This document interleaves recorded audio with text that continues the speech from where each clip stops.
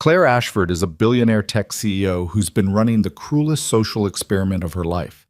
She shows up to blind dates dressed like she's broke, unemployed, and desperate, just to watch men's interest flatline the second they realize she can't pay.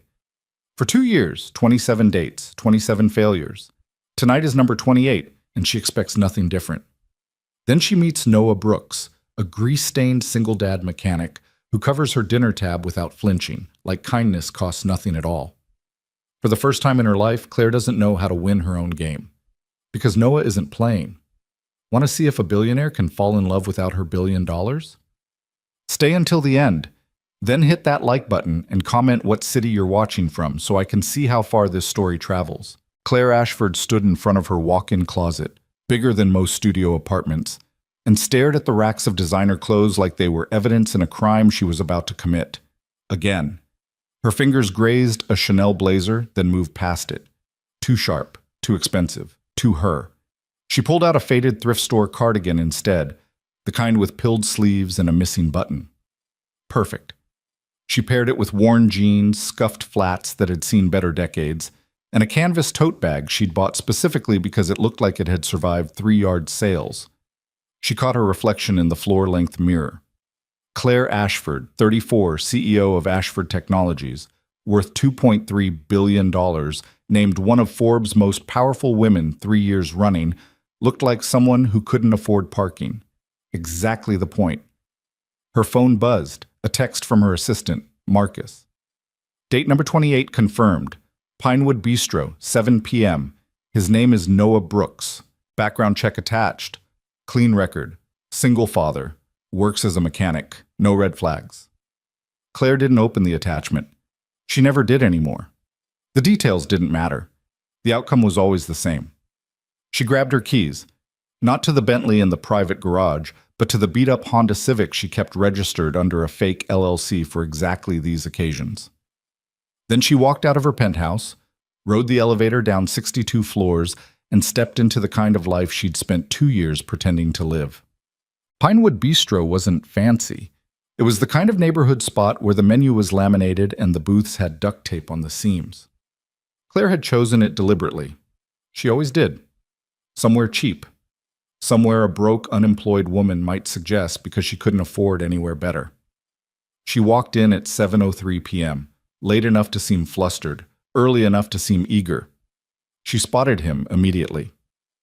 Noah Brooks sat in a corner booth, checking his phone. He was tall, broad-shouldered, wearing a flannel shirt with the sleeves rolled up to his elbows. His hands were clean, but there were faint grease stains under his nails that no amount of scrubbing could erase. His face was open, kind, the kind of face that made you think he'd help you change a tire in the rain without expecting anything in return. Claire's stomach tightened.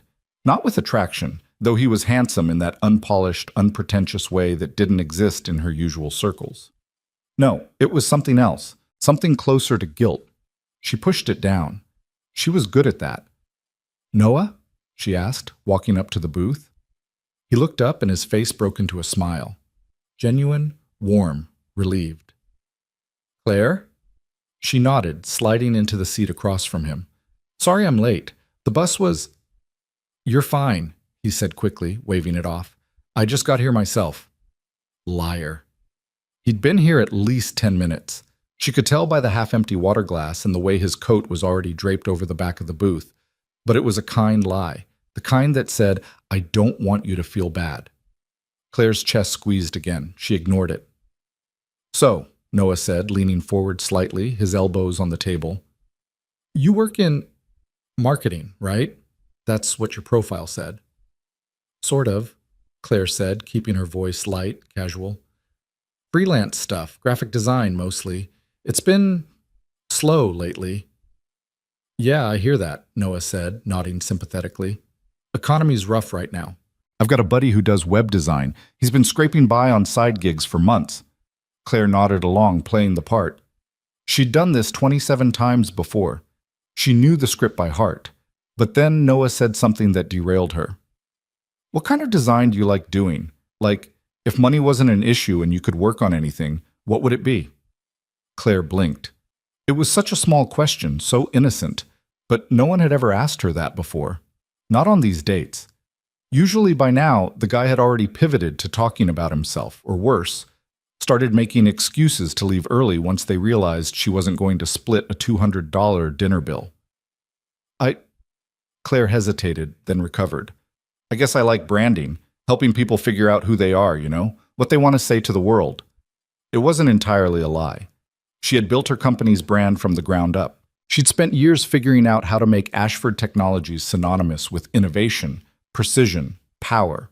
But she'd also spent years figuring out how to make herself synonymous with those things. And lately, she wasn't sure if she liked what that said about her. Noah smiled. That's cool. I like that. It's like you're helping people tell their story. Yeah, Claire said softly. Something like that. The waitress came by, a tired-looking woman in her 50s with a pen stuck behind her ear. What can I get you to? Noah glanced at Claire. You want to start with an appetizer or something? Claire shook her head quickly. I'm good with just water for now. The waitress raised an eyebrow but didn't comment. Noah ordered a burger and fries, then looked at Claire again. You sure? The mac and cheese here is really good. I'm sure, Claire said, keeping her tone light. I'm not super hungry. Another lie. She was starving. She'd skipped lunch on purpose, knowing she'd need to play this part convincingly. But this was the test. This was where it always fell apart. Noah didn't push, he just nodded and handed his menu back to the waitress. All right, just the burger for me then. Claire waited. This was usually the moment when the guy started doing the math in his head. She didn't order anything. She said she's freelancing. She probably can't afford it. Do I offer to pay? Do I just let it go? Is this going to be awkward? And then the interest would drain from their face like water from a cracked glass. They'd start checking their phones more. They'd cut the date short. They'd say something polite and vague about staying in touch. And then she'd never hear from them again. 27 times. 27 men. 27 failures. But Noah just smiled at her. So, tell me about yourself. What do you do for fun when you're not designing? Claire stared at him. He wasn't pulling back. He wasn't checking his phone. He wasn't doing the mental math. He was just present. Claire fumbled for an answer. I like to read, I guess, and I run sometimes. Nothing exciting. What kind of books? Mostly thrillers, mystery stuff. Oh, nice. I'm more of a nonfiction guy myself. I've been reading this book about aviation history. Did you know the Wright brothers basically taught themselves how to fly? No formal training, no engineering degrees. They just figured it out. Claire found herself leaning in despite herself. That's insane. Right? Noah's eyes lit up. I love that kind of stuff. People who just refuse to let the world tell them something's impossible. There was something in the way he said it, so earnest, so genuine, that made Claire's carefully constructed mask crack just a little. What about you? She asked, surprising herself. What do you do? For work, I mean. I'm a mechanic, Noah said. No hesitation, no shame. I own a little shop on the east side. It's nothing fancy, but it's mine. I fix cars mostly.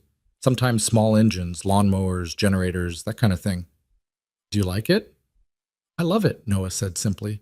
There's something satisfying about taking something broken and making it work again, Plus, I'm my own boss. I get to set my own hours, which is huge because I've got a daughter. Claire's heart skipped. You have a daughter? Yeah, Maddie. She's 7. Noah pulled out his phone, swiped to his photos, and turned the screen toward Claire. The little girl in the picture had wild curls, a gap-toothed grin, and bright purple sneakers. She was holding up a toy dinosaur like it was a trophy. She's obsessed with dinosaurs right now, Noah said, his voice softening in a way that made Claire's chest ache. Last week she spent an hour explaining to me why a T-Rex couldn't actually roar because it didn't have the right vocal cords. She's 7. I don't even know where she learns this stuff. Claire stared at the photo. The little girl looked so happy, so safe, so loved. She's beautiful, Claire said quietly. She's my whole world, Noah said, slipping his phone back into his pocket. Her mom, my wife, she passed away 3 years ago, car accident. So it's just me and Maddie now. The words landed like stones in still water. Claire's throat tightened. I'm so sorry, she said, and she meant it. Thank you. Noah's smile turned sad but steady. It's been hard, but Maddie's amazing. She keeps me going, you know? Every day I wake up and think, I've got to be the kind of person she deserves, and that makes everything else easier. Claire didn't know what to say. She'd prepared for 100 different responses tonight: boredom, judgment, pity, disdain, but not this. Not honesty. Not someone sitting across from her and just telling her the truth about his life. The food arrived. Noah dug into his burger with the unself-conscious ease of someone who wasn't trying to impress anyone. Claire sipped her water and watched him, her mind spinning. This wasn't supposed to happen. He wasn't supposed to be like this. Halfway through his meal, Noah paused, wiped his mouth with a napkin, and looked at her. Hey, are you sure you're not hungry? Because if you want something, I'm happy to. I'm fine, Claire said quickly. Okay. Noah didn't push, he just nodded and went back to eating. But when the check came, he picked it up without hesitation. He glanced at the total, pulled out his wallet, and put down cash, enough to cover the meal and a decent tip. Claire's pulse quickened. You don't have to. I know, Noah said, standing up and grabbing his coat. But I wanted to. He said it so simply, like it wasn't a calculation, like it wasn't a test, like it was just what you did. Claire stood up slowly, her legs feeling unsteady. This had never happened before, not once in 27 dates. They walked out into the cool evening air. The parking lot was nearly empty, lit by a single flickering street lamp. So, Noah said, turning to face her, I had a really good time tonight. I know it was just dinner, but I don't know, it felt easy, you know? Claire nodded, her throat tight. Yeah, it did. Can I see you again? The question hung in the air between them. Claire's mind raced. This was the moment she was supposed to bail. This was the moment she was supposed to say something vague and polite, and then disappear into her real life, leaving Claire the broke freelancer behind like a costume she'd outgrown. But when she looked at Noah, at his open, hopeful face, at the way he was looking at her like she mattered, she couldn't do it. Yes, she heard herself say, I'd like that. Noah's smile was so bright it hurt to look at. Great. How about this weekend? There's a farmer's market on Saturday morning. Nothing fancy, but Maddie loves it. You could come with us if you want. No pressure. Claire's heart stopped. You want me to meet your daughter? Only if you're comfortable with it, Noah said quickly. I know it's early, but Maddie's my whole life, and if this is going anywhere, I want her to be part of it from the start. She's a good judge of character. He laughed. Better than I am, honestly. Claire should have said no. She should have made an excuse, but instead she said, Okay, Saturday. Perfect. Noah reached out and squeezed her hand just once, gently, and then he was walking toward his truck, a beat-up Ford with a car seat in the back. Claire stood in the parking lot and watched him drive away, and for the first time in 2 years she didn't feel victorious. She felt terrified. Claire sat in her penthouse that night, still wearing the thrift store cardigan, staring out at the city lights below. Her phone was on the coffee table, Marcus's text still glowing on the screen. How did it go? She should respond. She should tell Marcus the same thing she always did. Another failure. He wasn't interested once he realized I didn't have money. Experiment continues. But that wasn't what happened tonight. Tonight, Noah had covered her dinner without hesitation. He'd smiled at her like she was worth his time. He'd invited her to meet his daughter. He'd treated her like she was real. Claire picked up her phone and typed out a response. It went differently. Marcus replied immediately. Good different or bad different? Claire stared at the screen for a long time before answering. I don't know yet. Saturday morning came too fast. Claire stood in front of her closet again, but this time the choice felt even harder. She couldn't show up in designer clothes. That would blow everything. But she also couldn't show up looking like she'd just rolled out of a cardboard box. Noah had said it was a farmer's market, casual, low-key. She settled on jeans, a plain sweater, and sneakers. Still cheap, still Claire the freelancer, but clean and put together enough not to look like she was trying too hard. She drove the Honda Civic to the address Noah had texted her, a park on the east side of the city where the farmer's market set up every weekend. The place was buzzing with people. Families with strollers, couples holding hands, vendors calling out prices for fresh bread and organic honey. Claire spotted Noah immediately. He was standing near a produce stand wearing a worn jacket and holding the hand of a little girl in a bright purple coat. Maddie. Claire's breath caught. The little girl was even smaller in person than she'd looked in the photo, all wild curls and boundless energy. She was bouncing on her toes, tugging on Noah's hand and pointing at something across the market. Noah saw Claire and waved. Maddie's head whipped around, following his gaze. "Is that her?" Maddie's voice carried across the distance, bright and curious. Noah nodded. "Yeah, that's her. Remember what we talked about? Be polite." "I'm always polite," Maddie said indignantly, but she was already racing toward Claire, purple sneakers flashing. Claire's heart hammered. She'd been in boardrooms with hostile investors. She'd negotiated billion-dollar deals. She'd stared down competitors who wanted her company to fail. But right now, facing this 7-year-old girl with sparkling eyes and a dinosaur backpack, she felt completely out of her depth. "Hi!" Maddie skidded to a stop in front of her, grinning. "I'm Maddie. You're Claire, right? My dad said you're nice." "Or are you nice?" Claire blinked. Yes, I hope so." "Good. Do you like dinosaurs?" "I don't know much about them." Maddie's eyes went wide, like Claire had just admitted she didn't know the sun was hot. "You don't know about dinosaurs? Okay, that's fine. I can teach you. Did you know that the Stegosaurus had a brain the size of a walnut? But it was still super cool because it had those plates on its back and— "Maddie," Noah said, catching up to them with a fond, exasperated smile. "Maybe let Claire breathe for a second before you hit her with the dino facts." "It's fine," Claire said, surprising herself. "I want to hear about the Stegosaurus." Maddie's face lit up like Claire had just handed her the keys to the universe. And just like that, Claire was in. The next 2 hours were unlike anything Claire had experienced in years. They wandered through the farmer's market, Maddie chattering nonstop about dinosaurs, school, her best friend Lily, and the fact that her dad made the best pancakes in the world, but always burned the edges. Noah walked beside Claire, easy and relaxed, occasionally interjecting with a joke or a gentle correction when Maddie's enthusiasm got too loud. They stopped at a stand selling fresh donuts. Maddie tugged on Noah's jacket. "Dad, can we get donuts?" "Sure, kiddo. What kind do you want?" "Chocolate." "No, wait, sprinkles." "No, both." Noah laughed. "Pick one, Mads." Maddie pouted, then turned to Claire. "What kind do you like?" Claire hesitated. She hadn't eaten a donut in years. Her personal trainer would have a stroke. But Maddie was looking at her with such earnest hope that Claire couldn't bring herself to say no. "I like the ones with cinnamon sugar," Claire said.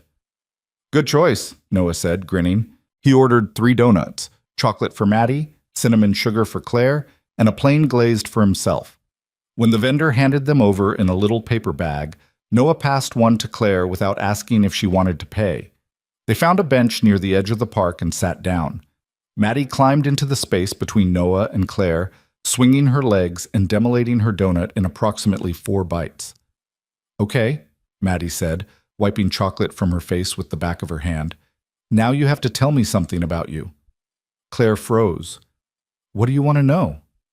"Everything. Like, do you have a pet? Do you have brothers or sisters? What's your favorite color?"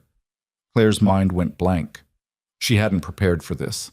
She'd prepared for awkward small talk with Noah, maybe some subtle probing questions, but she hadn't prepared for a 7-year-old to look at her like she was the most interesting person in the world. "I don't have a pet," Claire said slowly. "I don't have any siblings, and my favorite color is blue." "Blue's nice," Maddie said thoughtfully. "Mine's purple, obviously." She gestured to her coat, her sneakers, and the small dinosaur keychain clipped to her backpack. "Obviously," Claire echoed, smiling despite herself. "Do you have a job?" Maddie asked. Noah cleared his throat. "Maddie, it's okay," Claire said quickly. "I do some design work, freelance stuff." "What's freelance?" "It means I work for myself. I get to pick my own projects." "That's cool," Maddie said. "My dad works for himself too. He fixes cars. He's really good at it. He fixed my bike last week when the chain fell off." "I'm sure he did," Claire said, glancing at Noah. Noah shrugged, looking slightly embarrassed. It wasn't a big deal. It was a big deal, Maddie insisted. I couldn't ride it, and I was really sad, and then Dad fixed it, and now it's perfect. Claire felt something crack open inside her chest. She looked at Noah, really looked at him, and saw someone who didn't just fix broken things. He fixed broken moments. He made his daughter feel safe, loved, seen, and she was lying to him. The thought hit her like a punch to the gut. Hey, Noah said, leaning closer. You okay? You look a little pale. I'm fine, Claire said quickly. Just tired. We can head out if you want. No, Claire said, too fast. No, I'm good, really. Maddie hopped off the bench, already scanning the market for the next thing to explore. Can we go look at the flowers? Sure thing, Noah said, standing up and offering his hand to Claire. She took it. His palm was warm, rough from years of working with his hands. It felt real in a way nothing in her life had felt in a long time. They spent another hour wandering through the market. Maddie picked out a bouquet of wildflowers for Noah's kitchen table. Noah bought a loaf of fresh bread and made a joke about how he couldn't bake to save his life. Claire found herself laughing, really laughing, for the first time in months. When they finally walked back to the parking lot, Maddie was dragging her feet, clearly exhausted but refusing to admit it. Okay, kiddo, Noah said, scooping her up into his arms. Time to head home. Maddie didn't protest. She just rested her head on Noah's shoulder, her eyes already drooping. Noah looked at Claire over Maddie's curls. Thanks for coming. This was really nice. It was, Claire said, and she meant it. Can we do it again? Maybe next weekend? Claire should have said no. She should have ended this before it got any deeper. But when she looked at Maddie, fast asleep in her father's arms, and then at Noah, smiling at her like she was someone worth keeping around, she couldn't. Yeah, Claire said softly. I'd like that. Over the next 3 weeks, Claire saw Noah 4 more times. They met for coffee on a rainy Tuesday afternoon, sitting in a cramped cafe while Noah told her stories about the weirdest repair jobs he'd ever handled. Someone once brought me a lawnmower with a squirrel's nest inside the engine. I'm not kidding, there were babies. They took Maddie to a bookstore on Saturday, where Maddie spent an hour sprawled on the floor of the children's section, reading every book about dinosaurs she could find. Claire sat beside her, turning pages, listening to Maddie explain why the Brachiosaurus was her favorite, even though the T-Rex got all the attention. They had dinner at Noah's apartment, a small, cluttered space that smelled like coffee and cinnamon. Maddie set the table with intense concentration, placing napkins and forks with the precision of a surgeon.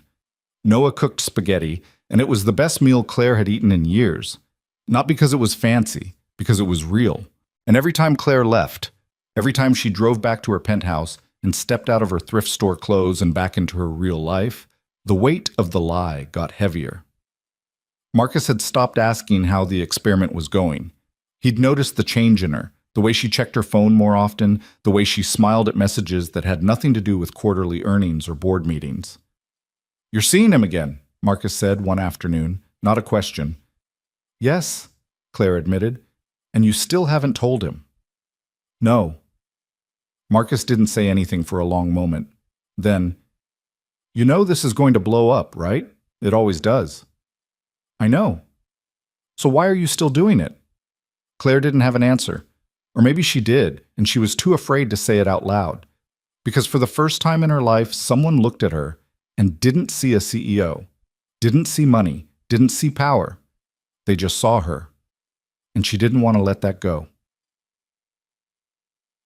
But it was a Thursday evening when everything started to unravel. Claire was at Noah's apartment again, sitting on the couch while Maddie showed her a new drawing, a purple stegosaurus wearing a crown. It's a princess dinosaur, Maddie explained, because dinosaurs can be princesses too. I love it, Claire said, and she wasn't lying. Noah came out of the kitchen, carrying 2 mugs of tea. He handed one to Claire, then sat down beside her. So, he said, his voice casual but his eyes serious. I've been thinking. Claire's stomach dropped. About what? About us. About where this is going. Oh. Claire's hands tightened around the mug. I really like you, Claire, Noah said, and I think Maddie does too. which is a big deal because she doesn't warm up to people easily. But I also need to know if you're in this for real. Claire's throat closed. Because if you are, Noah continued, then I want to introduce you to my family, my parents, my sister. I want you to be part of my life. But if you're not ready for that, if this is just casual for you, then I need to know. For Maddie's sake. Claire stared at him. He was looking at her with so much trust, so much hope, and all she could think was, he has no idea who I am. I'm in this, Claire heard herself say. I promise. Noah's face broke into a relieved smile. He reached over and squeezed her hand. Good, because I was starting to think I was the only one feeling like this. Claire forced herself to smile back, but inside her mind was screaming. She was in too deep, and she had no idea how to get out. That night, Claire lay in her penthouse bed staring at the ceiling. Her phone buzzed. A text from Noah. Thanks for tonight.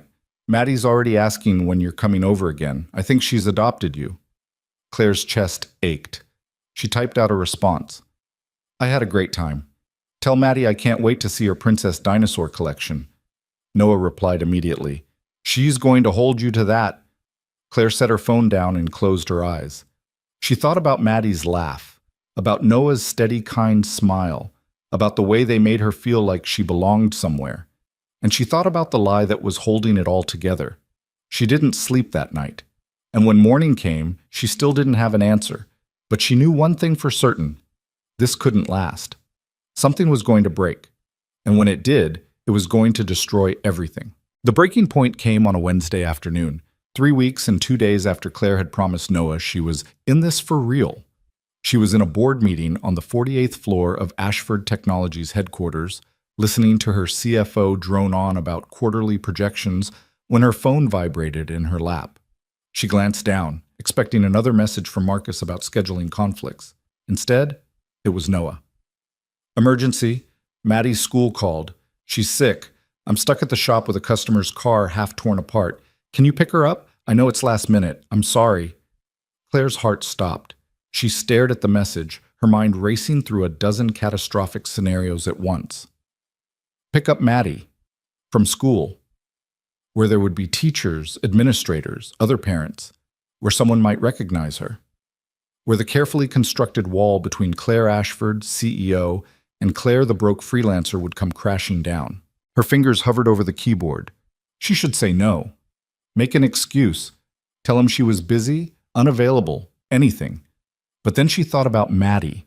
Small, trusting Maddie, with her purple sneakers and her dinosaur facts, sitting in the nurse's office, feeling miserable and scared, waiting for someone to come get her. Claire's thumbs moved before her brain could stop them. I'll be there in 20 minutes. What's the address? She stood up in the middle of her CFO's sentence. Every head in the conference room turned toward her. I have to go, Claire said, grabbing her bag. Family emergency. Marcus half rose from his chair, his expression startled. Ms. Ashford, we're in the middle of Reschedule it, Claire said, already halfway to the door. Whatever it is, it can wait. She was in the elevator before Marcus could respond, her heart hammering against her ribs. She texted her driver to meet her in the private garage, then immediately canceled and told him she'd drive herself. The Civic. She needed the Civic.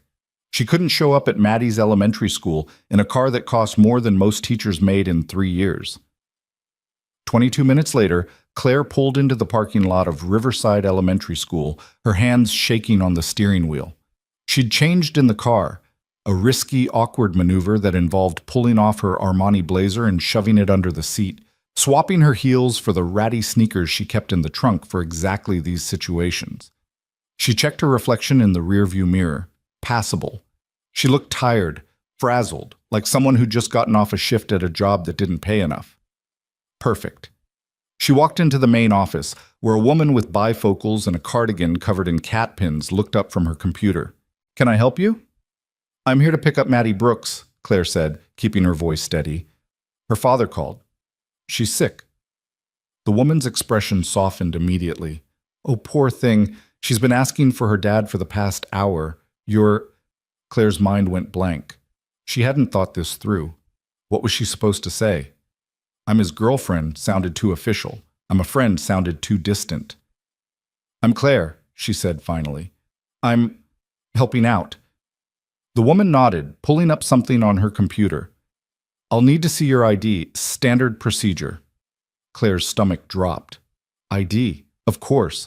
She reached into her bag, her fingers brushing against her wallet.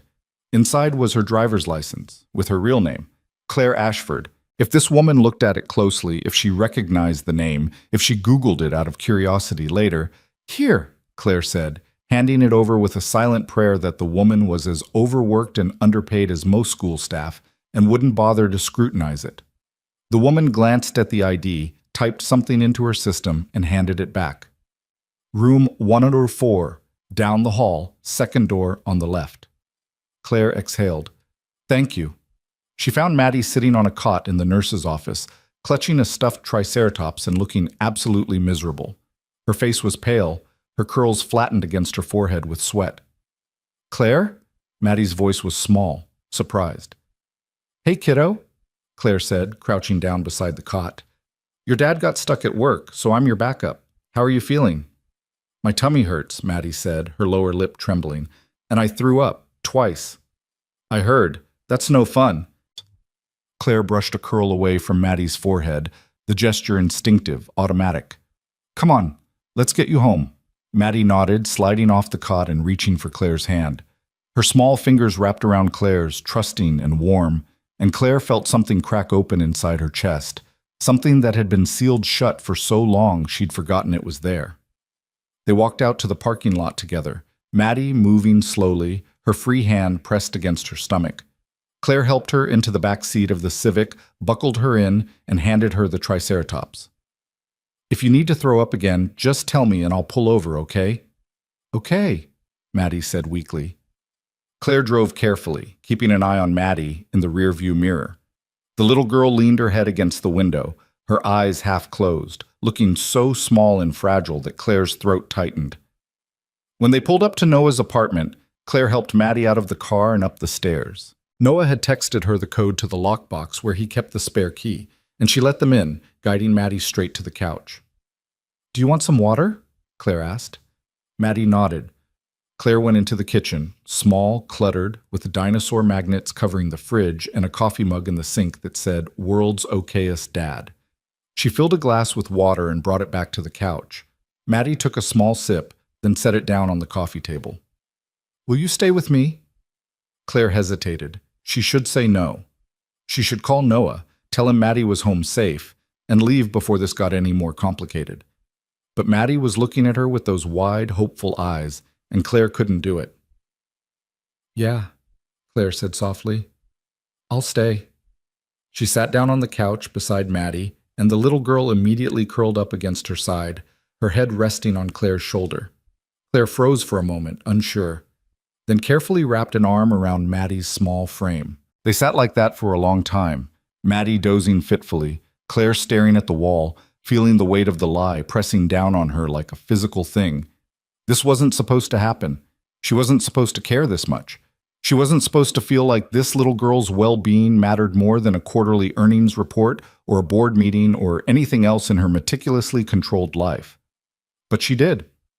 And that terrified her. Noah came home 2 hours later, bursting through the door with wild eyes and a grease-stained shirt. "Is she okay?" he asked immediately, his gaze landing on Maddie, still curled up against Claire on the couch. "She's okay," Claire said quietly. "She threw up at school, but she's been resting. I think it's just a stomach bug." Noah exhaled, his shoulders sagging with relief. He crossed the room and knelt down in front of the couch, brushing his hand over Maddie's forehead. "Hey, baby girl," he said softly. "How are you feeling?" Maddie stirred, her eyes fluttering open. "Dad?" "I'm here. I'm sorry it took so long." "It's okay. Claire stayed with me." Noah looked up at Claire, and the expression on his face was so full of gratitude, so full of something deeper that Claire couldn't quite name, that she had to look away. "Thank you," Noah said, his voice rough. "I don't know what I would have done if—" "It's fine," Claire said quickly, standing up. "I'm glad I could help." "Stay for dinner," Noah said, standing as well. "Please, it's the least I can do." Claire should have said no. She should have left right then, gone back to her penthouse, put distance between herself and this life that didn't belong to her. But she stayed. They ate chicken noodle soup, canned because Noah admitted he had no idea how to make it from scratch, and watched a nature documentary about dinosaurs that Maddie had seen at least a dozen times, but still insisted was the best one ever. Maddie fell asleep halfway through, her head in Claire's lap, and Noah carried her to bed without waking her. When he came back to the living room, he sat down beside Claire, close enough that their shoulders touched. "She really loves you," Noah said quietly. Claire's throat tightened. "I love her too." The words were out before she could stop them, and the worst part was, they were true. Noah smiled, soft and warm. "I'm really glad you're in our lives, Claire." Claire forced herself to smile back, even though it felt like her chest was caving in. That night, after she finally left Noah's apartment and drove back to her penthouse, she stood in her closet and stared at the thrift store clothes hanging beside the designer ones. 2 lives. 2 identities. One real, one fake. Except she wasn't sure anymore which was which. The next morning, Claire woke up to a text from Noah. "Maddie's feeling better. She wants to know if you can come to her school's fall festival this Saturday. I know it's not exactly glamorous, but she's been talking about it for weeks, and she really wants you there."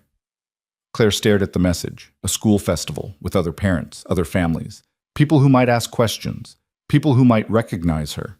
She should say no. She typed, "I'll be there." Saturday came too fast. Claire dressed carefully, jeans, a plain sweater, the same ratty sneakers. She braided her hair to make herself look younger, less polished. She left her watch at home, her jewelry, anything that might give her away. The festival was exactly what Claire expected.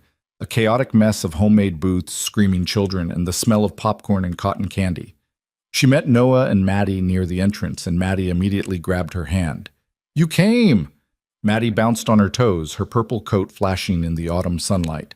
"Come on, we have to go to the face painting booth first. I want to be a dinosaur." Claire let herself be dragged through the crowd, Noah following behind with an amused smile. They waited in line for face painting, where a tired-looking teenager transformed Maddie into a green and purple stegosaurus with scales painted across her cheeks. "Your turn," Maddie said, turning to Claire with a mischievous grin. "Oh, I don't think—" "Please?" Maddie widened her eyes in a way that should have been illegal. Claire sighed. "Fine, but nothing too crazy." 10 minutes later, Claire had a small butterfly painted on her cheekbone, and Maddie was declaring it the prettiest thing ever. They wandered through the festival, playing ring toss and fishing for plastic ducks, and eating terrible carnival food that Claire's nutritionist would have had a heart attack over. And somewhere in the middle of it all, somewhere between Maddie's laughter and Noah's steady presence beside her, Claire forgot to be afraid. She forgot about the lie.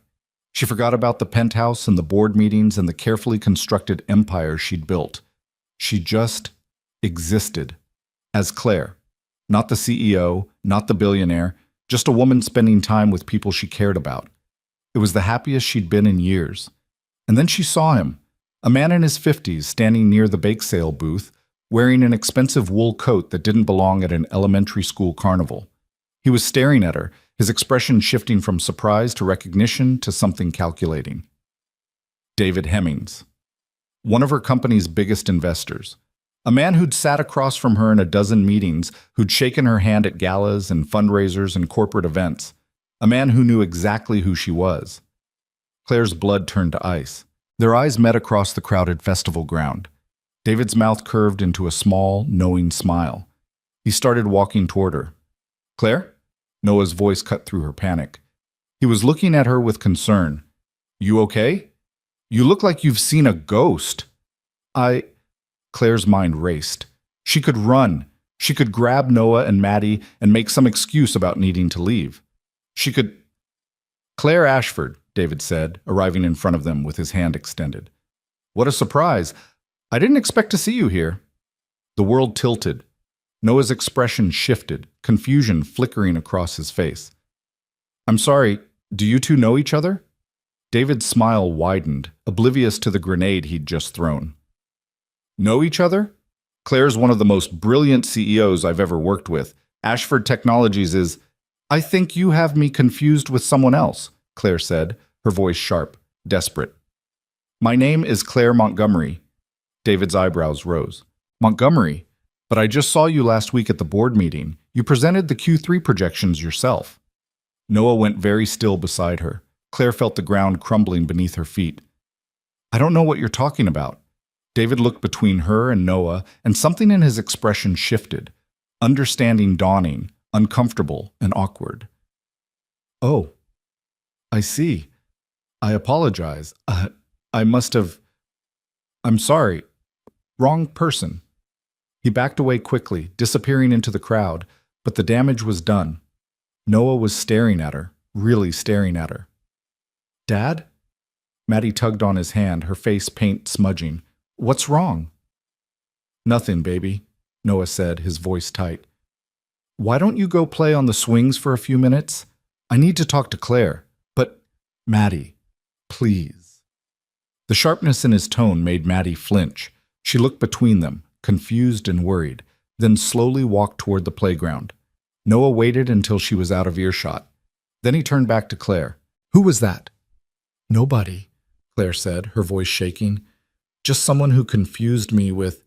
Don't, Noah said quietly. Don't lie to me again.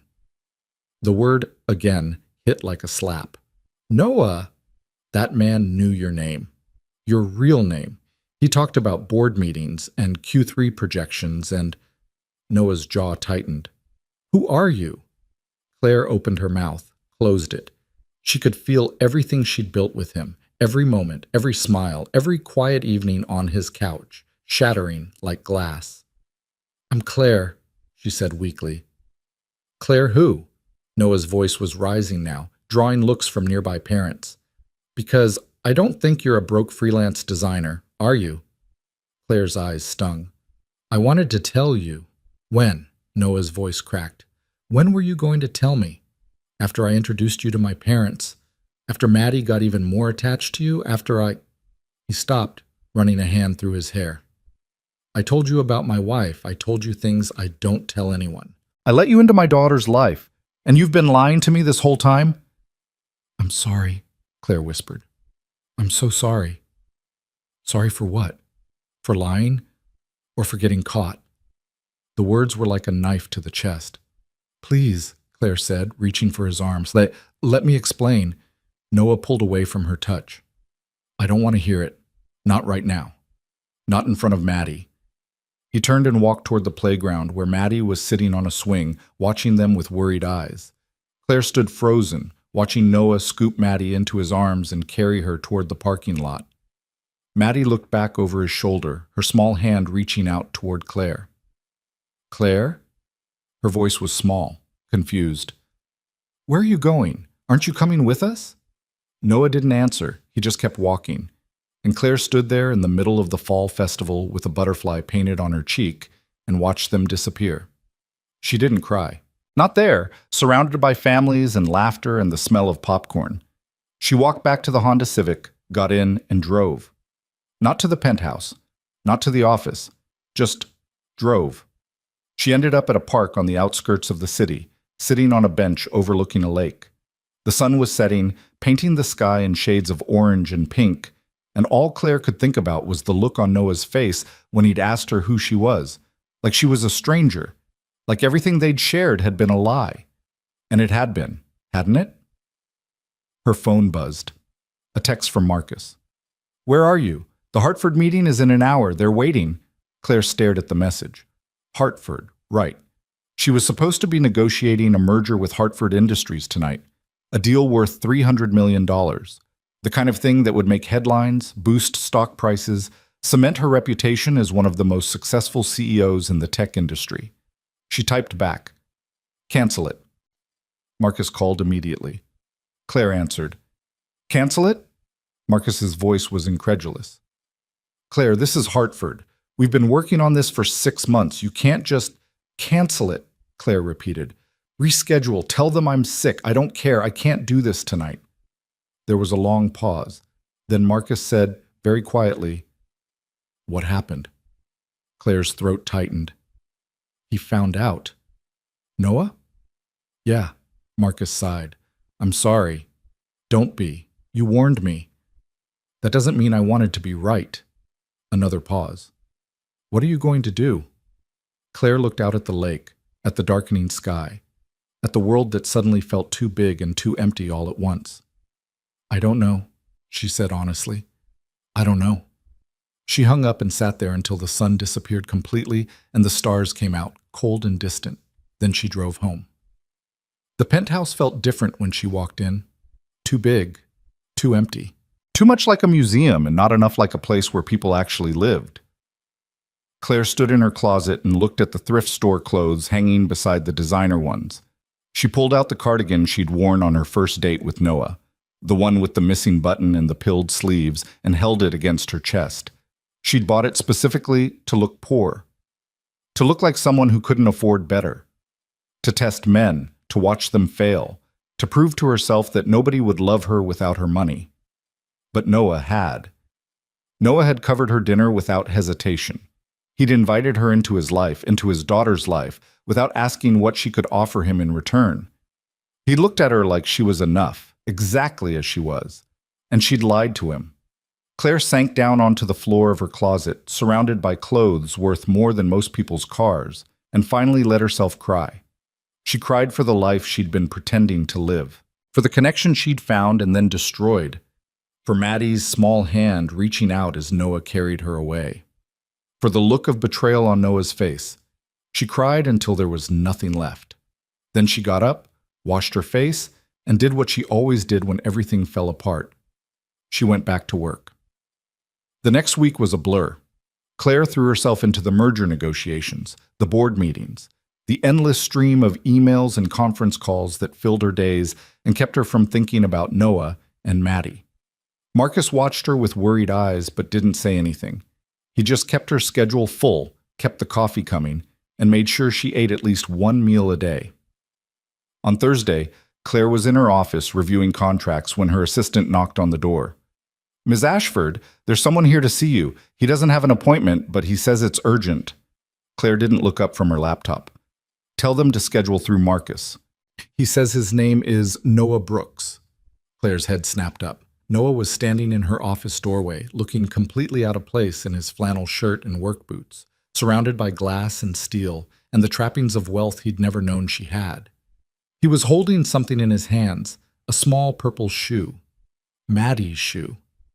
"She left it in your car," Noah said quietly. "She's been crying for it every night." Claire stood up slowly, her heart hammering. "Noah, Don't," he said, his voice flat. "I'm not here to talk. I'm just here to get Maddie's shoe and to tell you that you need to stop texting me." Claire flinched. She'd sent him a dozen messages over the past week. Apologies, explanations, pleas for him to just let her talk to him. He hadn't responded to any of them. "Please," Claire said, "just 5 minutes. Let me explain." "Explain what?" Noah's voice was sharp now, all the warmth she'd loved stripped away. "Explain why you lied to me for weeks? Explain why you pretended to be someone you're not? Explain why you let my daughter get attached to you when you were just, what, playing a game?" "It wasn't a game," Claire said, her voice breaking. "Not with you, not with Maddie." Noah laughed, bitter and cold. "Right, so what was it? Research? Some kind of social experiment? Were you going to write a book about how poor people react when they think they're dating someone in their league?" The accusation hit like a physical blow. "No, Noah, please, it wasn't like that." "Then what was it like?" Noah took a step forward, and Claire saw the pain beneath the anger, raw and bleeding. "Because from where I'm standing, you lied to me about everything. Your name, your job, your life. You sat in my apartment and ate my food and met my daughter and let me fall for you, and the whole time you were lying." "I'm sorry," Claire whispered. "I'm so sorry." Do you even understand what you did?" Noah's voice cracked. "Maddie trusted you. She doesn't trust people easily, not after her mom died. But she trusted you. And now I have to explain to a 7-year-old why Claire isn't coming over anymore, why she can't see you again, and I don't even know what to tell her because I don't understand it myself." Tears streamed down Claire's face. "I never meant to hurt her. I never meant to hurt either of you." "But you did," Noah said simply. He set the purple shoe down on Claire's desk, a small bright spot of color in the sterile white office. Maddie asked me to tell you something. She wanted me to tell you that she still loves you and she hopes you're not sad. Claire's chest cracked open. Noah. Goodbye, Claire. He turned toward the door, but wait, please. Claire moved around the desk, reaching for him. Please, just let me try to fix this. Noah stopped, but he didn't turn around. You can't fix this. You can't fix trust once it's broken. My wife taught me that before she died. She made me promise that I'd never let anyone into Maddie's life who wasn't completely honest with us. Because Maddie's already lost one person she loved. She can't go through that again. I would never leave her, Claire said desperately. I love her. I love both of you. Noah finally turned around, and the look on his face made Claire's words die in her throat. You don't get to say that, he said quietly. You don't get to say you love us when everything you told us was a lie. Love is built on truth, Claire. And I don't even know who you are. He walked out. Claire stood in her office, staring at the purple shoe on her desk, and felt the last piece of her heart shatter completely. Claire picked up the purple shoe with shaking hands. It was small, worn at the toe from Maddie's endless running, with a dinosaur sticker peeling off the side. She pressed it against her chest and sank into her office chair, surrounded by floor-to-ceiling windows that looked out over a city she owned pieces of but had never felt more disconnected from. Marcus appeared in the doorway moments later, his expression carefully neutral. I saw him leave. Are you okay? No, Claire said, her voice hollow. I'm not. Marcus closed the door behind him and sat down across from her desk. He didn't say anything, just waited. It was one of the things Claire valued most about him. He knew when to push and when to simply be present. He's right, Claire said finally, staring at the shoe in her lap. I don't even know why I did it anymore. At the beginning, it made sense. I was tired of men who only saw my money. I wanted to know if anyone could care about me without it. But with Noah, her voice broke. With Noah, it stopped being an experiment and became something real. And I kept lying anyway because I was terrified that if he knew the truth, he'd look at me differently. And now he does look at you differently, Marcus said quietly. Now he doesn't look at me at all. Claire set the shoe on her desk next to her laptop, the contrast almost painful, childhood innocence beside corporate power. I lost them both, Maddie and Noah, and I deserve it. Marcus leaned forward. What are you going to do? Claire looked up at him, her eyes red and swollen. What can I do? He made it clear he doesn't want to see me again. He doesn't trust me, and he's right not to. So that's it? You're just giving up? I'm not giving up. I'm respecting his boundaries. That's what you do when you love someone. You let them go if that's what they need. Marcus studied her for a long moment. You know what I think? I think you're scared. I think you're using his anger as an excuse not to fight for this, because fighting would mean being vulnerable, and you haven't been truly vulnerable in years. Claire flinched. That's not fair. Isn't it? You built this entire company on being fearless, on taking risks, on refusing to accept no as an answer. But when it comes to your personal life, you run the first time things get hard. I didn't run. He left. Because you lied to him for weeks. But he came here, Claire. He brought his daughter's shoe to your office. Do you know how hard that must have been for him? To walk into your world, to see exactly how big the lie was, and still show up because his daughter was crying? Marcus paused. He didn't have to do that. He could have thrown the shoe away. He could have told Maddie it was lost. But he came here. That means something. Claire stared at him. It means he wanted to return her shoe. No, it means he needed to see you, even if he's too hurt to admit it right now. Hope flickered in Claire's chest, dangerous and fragile. You think so? I think you need to stop hiding behind your fear and figure out who you really are. Not Claire the CEO, not Claire the fake broke woman. Just Claire. Because until you know that, you can't expect anyone else to know it either. Marcus stood up and headed for the door, then paused.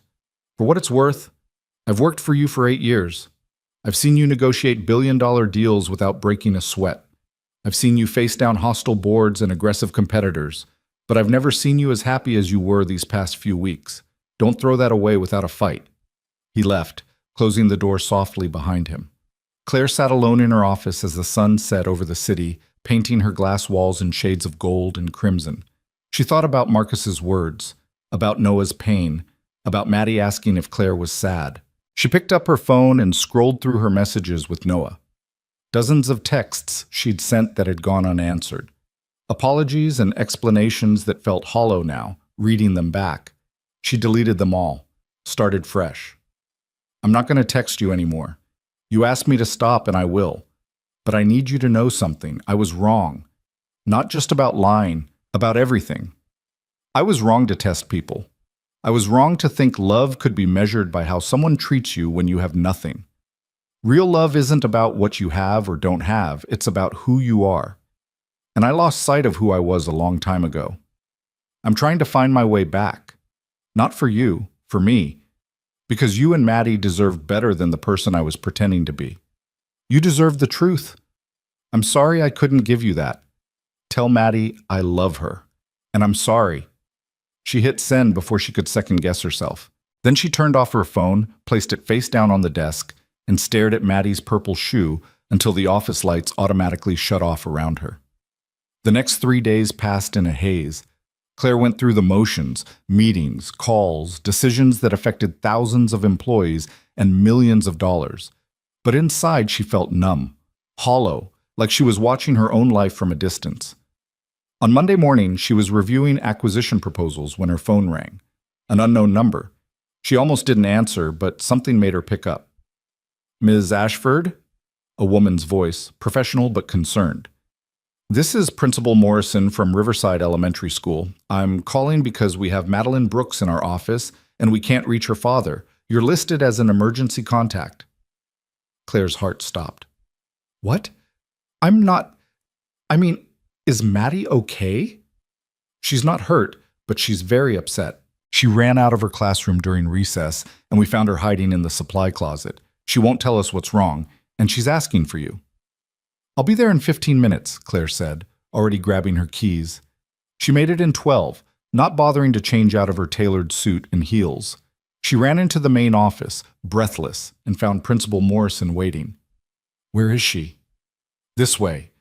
The principal led her down a hallway to a small conference room.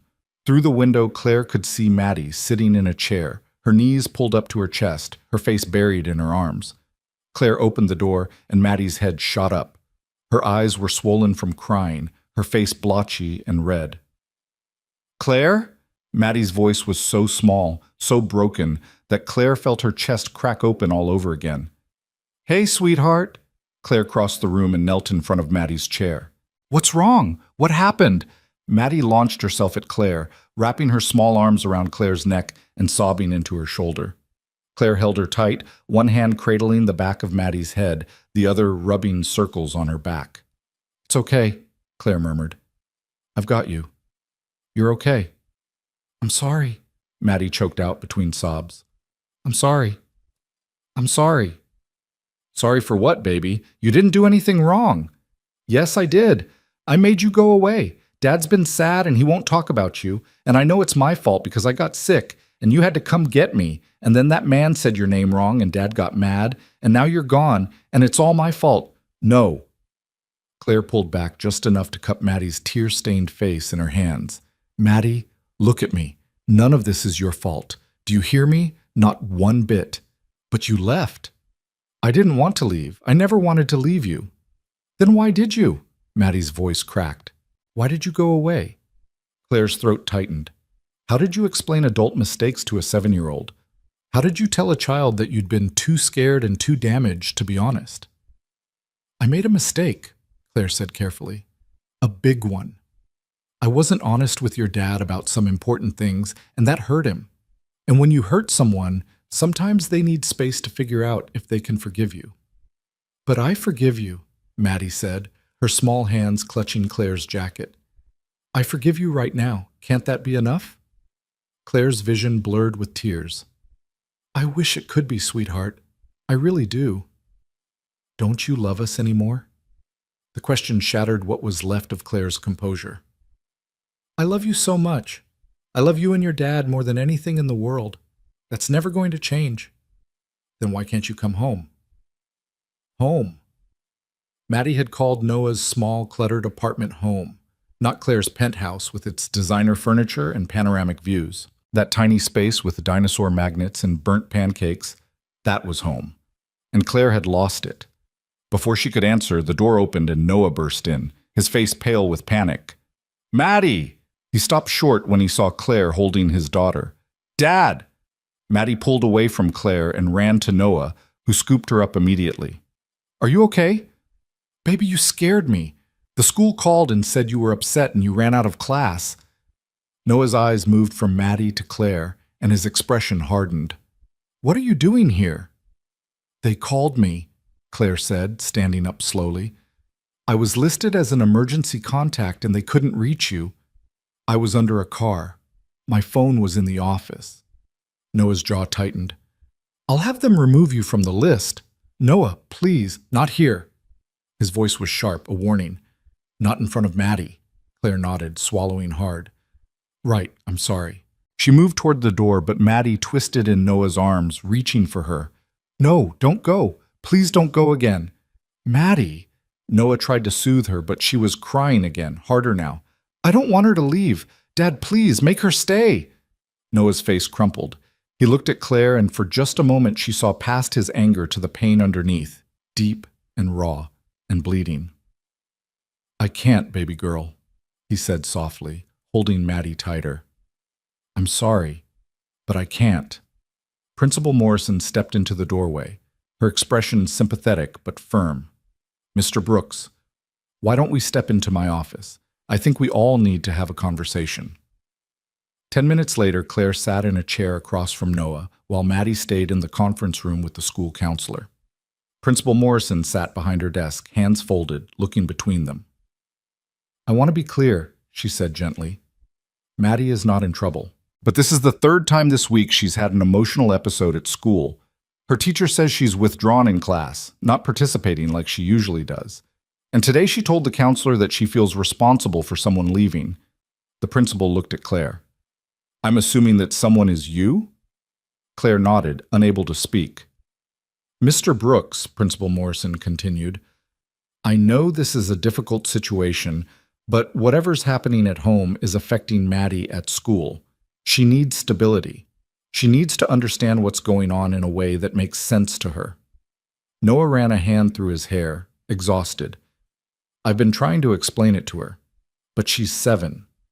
How do I explain that someone we trusted lied to us?" "With respect, Mr. Brooks, that's your perspective. From Maddie's perspective, someone she loves disappeared without explanation. And children tend to blame themselves when the adults in their lives can't resolve their conflicts." The words hit Noah like a physical blow. He closed his eyes. "I'm trying to protect her." "I know you are, but sometimes protecting our children means working through the hard things instead of avoiding them." Principal Morrison stood up. "I'll give you both some time to talk. Please use it." She left, closing the door behind her. The silence in the office was suffocating.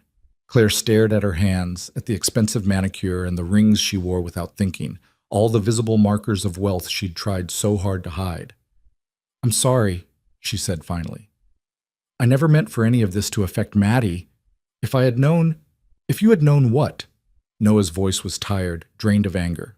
"That a 7-year-old might get attached to someone who spent weeks pretending to be part of our lives? What did you think was going to happen, Claire?" "I don't know, I wasn't thinking. Claire's voice cracked. "I just wanted someone to see me. Not my money, not my company. Just me." Noah leaned back in his chair, studying her. "And you thought the best way to do that was to lie?"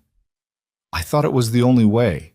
Every man I'd ever dated, every relationship I'd ever had, it always came down to money. Either they wanted it, or they resented me for having it, or they tried to control it. I was tired of being valued for my bank account instead of who I am." Claire wiped at her eyes. "So I started testing people. I'd show up to dates pretending to be broke, and I'd watch them lose interest the second they realized I couldn't afford dinner or a nice dress. 27 times. 27 men who couldn't see past the surface." "And then you met me," Noah said quietly. "And then I met you. And you didn't flinch. You covered dinner like it was nothing. You invited me into your life, into Maddie's life. And you never asked what I could do for you. You just cared about me, about who I was. Claire's voice broke. And that terrified me. Because if you could care about me when you thought I had nothing, what would happen when you found out the truth? Would you still see me the same way? Or would I become just another rich woman you couldn't relate to?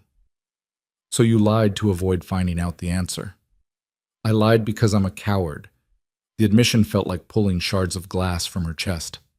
I was so scared of losing what we had that I held on to the lie instead of risking the truth. And by the time I realized how wrong that was, it was too late. Noah was quiet for a long moment. When he finally spoke, his voice was softer. Do you know what the worst part is? It's not that you're rich. It's not even that you lied about your job or your name. It's that you didn't trust me enough, to be honest. You made the choice for both of us about whether we could handle the truth. I know. I would have understood, Claire. If you told me on that first date, or the second, or even the third, if you'd just been honest about why you did it, I would have tried to understand. But you let me fall in love with someone who didn't exist. Claire's heart stopped. You were falling in love with me? Noah looked at her, and his eyes were full of grief. Yeah, I was. Past tense. The words landed like stones in deep water, sinking fast and pulling everything down with them. Noah, Don't. He held up a hand. I can't do this right now. I need to focus on Maddie. She's what matters. I know she should matter more than anything. She does matter more than anything. Claire stood up, her legs shaky. I'll go. I'll have the school remove me from her contact list. I won't interfere anymore. She made it to the door before Noah spoke again. Wait. Claire froze, her hand on the doorknob. Maddie's birthday is next week, Noah said, not looking at her. She's having a party at the park. Nothing fancy, just some kids from her class and a dinosaur cake. He paused. She's going to ask me if you can come, and I don't know what to tell her. Claire's chest tightened. What do you want me to say? I don't know. Noah finally looked up at her. Part of me wants you nowhere near us. But the bigger part, the part that has to watch my daughter cry herself to sleep every night asking why you left, that part thinks maybe seeing you one more time might give her closure. A proper goodbye. Is that what you want? A proper goodbye? Noah's silence was answer enough. Claire nodded, blinking back tears. Then I'll come. For Maddie. To say goodbye properly. She left before he could respond, walking past the conference room where Maddie was drawing pictures with the counselor, past Principal Morrison, who watched her with sympathetic eyes, out into the bright afternoon sun that felt too cheerful for the weight in her chest. She sat in her car, the Civic, not the Bentley, because some habits were hard to break, and let herself cry. Not the quiet, dignified tears she'd shed in her penthouse, loud, ugly, body-shaking sobs that left her gasping for air. Her phone rang. Marcus. Where are you? The Hartford people are here for the rescheduled meeting. Tell them I'll be there in 20 minutes. Are you okay? You sound... I'm fine. Just give me 20 minutes. She hung up, fixed her makeup as best she could, and drove back to the office. Back to boardrooms and conference calls and decisions that affected thousands of people. Back to being Claire Ashford, CEO, billionaire, one of Forbes' most powerful women. Back to being alone. The week crawled by. Claire threw herself into work with a ferocity that worried even Marcus. She stayed at the office until midnight, came in before dawn, filled every moment with meetings and strategy sessions, and anything that would keep her from thinking about Noah's words. I was falling in love with you, past tense. On Friday afternoon, Marcus knocked on her door. The Hartford deal closed, $300 million. The board is thrilled. Good, Claire said, not looking up from her laptop. Claire, you need to go home. You've been here for 16 hours straight. I'm fine. No, you're not. You're running yourself into the ground. I said I'm fine, Marcus. He sighed, then set something on her desk. A small wrapped gift with a tag that read, For Maddie. Claire stared at it. What is this? Tomorrow's her birthday party. I figured you'd want to bring a gift. Claire's throat tightened. She'd been trying not to think about the party, trying not to imagine what it would feel like to stand in front of Noah and Maddie and say goodbye for real. I don't know if I should go, she said quietly. You promised you would. I know, but Claire, Marcus's voice was gentle but firm. Maddie's been asking about you. She deserves a proper goodbye, even if it hurts. Maybe especially because it hurts. Claire picked up the wrapped gift. Inside was a book about dinosaurs. Not a children's picture book, but a real paleontology guide with detailed illustrations and scientific facts. The kind of book Maddie would treasure. "Thank you," Claire whispered. "You're welcome. Now go home. Get some sleep. And tomorrow, be brave." Saturday came too soon. Claire stood in front of her closet again, but this time the choice felt impossible for different reasons. She couldn't show up in designer clothes. That would be rubbing her wealth in Noah's face. But she also couldn't show up in the thrift store outfit. That would be a reminder of the lie. She settled on jeans and a simple blouse. Her own clothes, but nothing flashy. She left her jewelry at home except for a simple watch. Expensive, but not ostentatiously so. She drove the Civic to the park, her hands shaking on the steering wheel. The party was exactly what Noah had described. A dozen kids running around, parents chatting near picnic tables, balloons tied to trees, and in the center of it all, Maddie in a purple dress with a dinosaur crown on her head. Claire parked far from the main area and sat in her car, watching. She could see Noah setting up the cake, talking to other parents, keeping one eye on Maddie as she played. He looked tired, strained. Claire almost drove away. Almost started the car and left without ever stepping out, convincing herself it would be easier for everyone. But then Maddie turned and saw her. The little girl's face lit up like sunrise, and she started running, purple dress flying, crown slipping sideways, arms outstretched. "Claire, you came!"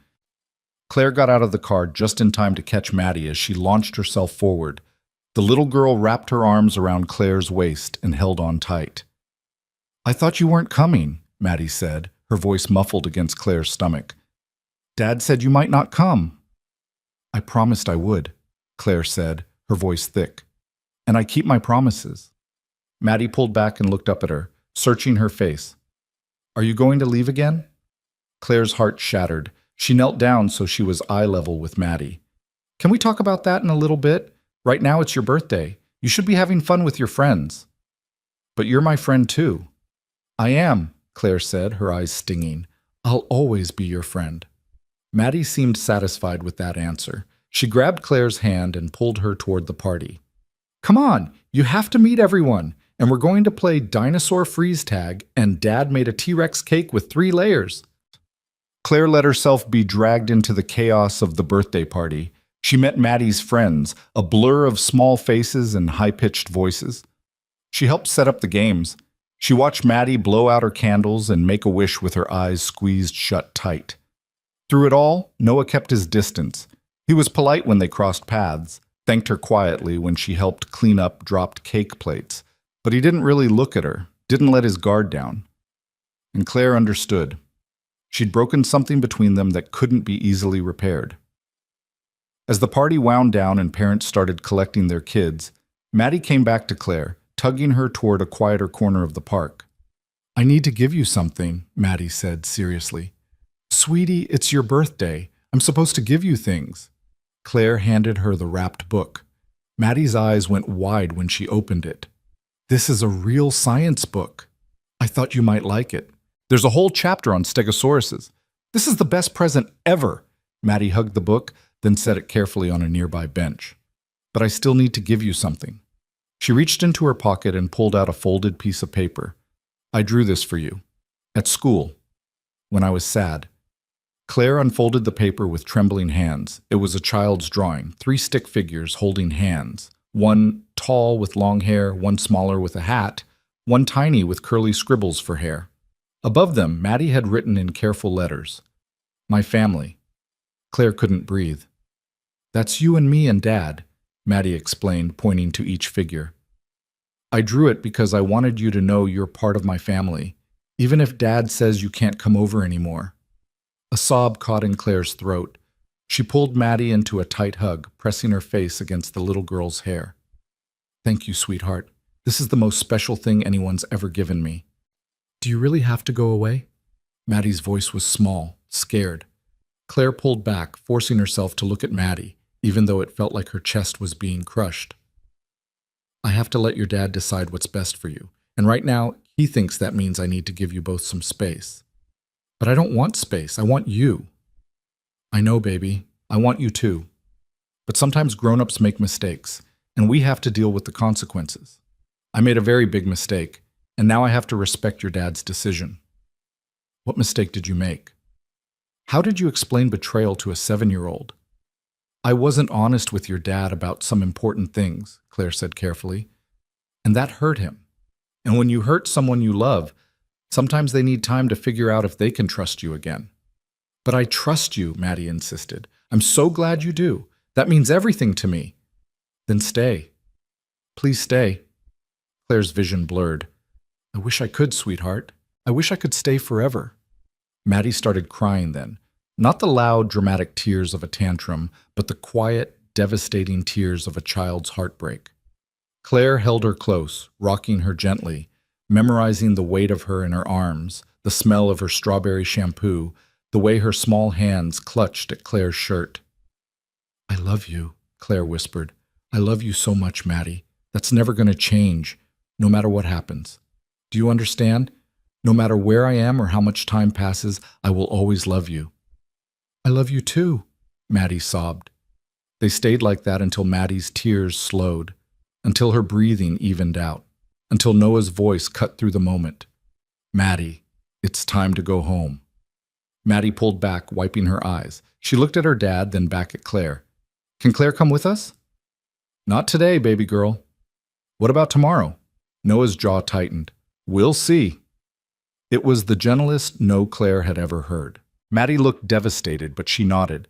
She gave Claire one more tight hug, then slowly walked toward her father. Noah scooped her up, settling her on his hip, even though she was getting too big for it. Claire stood up, picking up Maddie's new book and handing it to Noah. For her, happy birthday, Maddie.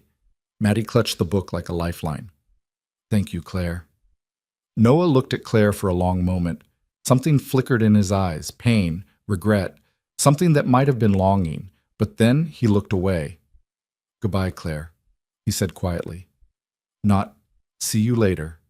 Not, we'll talk soon. Goodbye. Claire watched them walk away. Noah carrying Maddie, Maddie's head resting on his shoulder, both of them disappearing into the parking lot. And this time, when Claire got in her car, she didn't cry. She was too empty for tears. She just sat there, staring at the drawing Maddie had given her, at the 3 stick figures holding hands. My family. Claire started the car and drove away from the park, away from the last piece of the life she'd built with Noah and Maddie. And as the sun set behind her, painting the sky in shades of orange and gold, she whispered into the empty car, I'm so sorry. I'm so sorry. But there was no one left to hear it. Claire made it 3 blocks before she had to pull over. She parked the Civic in an empty lot behind a shuttered grocery store and pressed her forehead against the steering wheel, Maddie's drawing clutched in her hands. The paper was already wrinkled from her grip, the careful crayon lines smudging slightly. 3 stick figures. A family that would never be. Her phone buzzed. Marcus. How did it go? Claire stared at the message for a long time before responding. It's over. 3 dots appeared, then disappeared, then appeared again. I'm sorry. Claire didn't respond. She set the phone down and looked at the drawing again. Maddie had drawn Claire taller than Noah, probably because 7-year-olds weren't great at proportions. She'd given Claire a smile, a wide, happy curve, and she'd colored her hair yellow even though Claire's was brown. In Maddie's world, Claire was sunshine-colored, someone who brought light. The irony was almost funny. Claire drove home on autopilot, her mind numb. When she got to her building, the doorman greeted her with his usual professional warmth, but she barely registered it. She rode the elevator up 62 floors, walked into her penthouse, and stood in the middle of her living room, surrounded by furniture that cost more than most people's cars, art that belonged in museums, windows that looked out over a city she could buy pieces of, and felt nothing. She walked to her bedroom, opened her closet, and pulled out the thrift store cardigan, the one with the missing button, the one she'd worn on her first date with Noah. She should throw it away, burn it, erase every physical reminder of the lies she'd lived. Instead, she put it on. Then she climbed into bed, pulled Maddie's drawing close to her chest, and finally let herself break completely. The days that followed blurred together. Claire went to work, sat through meetings, made decisions that would affect thousands of people's livelihoods. On the outside, she was the same Claire Ashford who'd built an empire from nothing. Sharp, focused, relentless. On the inside, she was hollow.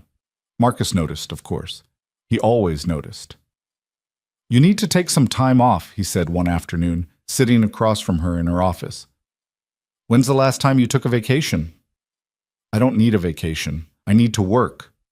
"Claire, I'm fine, Marcus." Her voice was sharp enough to cut. "Drop it." He held up his hands in surrender but didn't leave. Instead, he pulled something up on his tablet and slid it across the desk to her. It was a news article. Local interest piece from a neighborhood blog. Local mechanic offers free car repairs to single parents in need. Claire's heart stopped.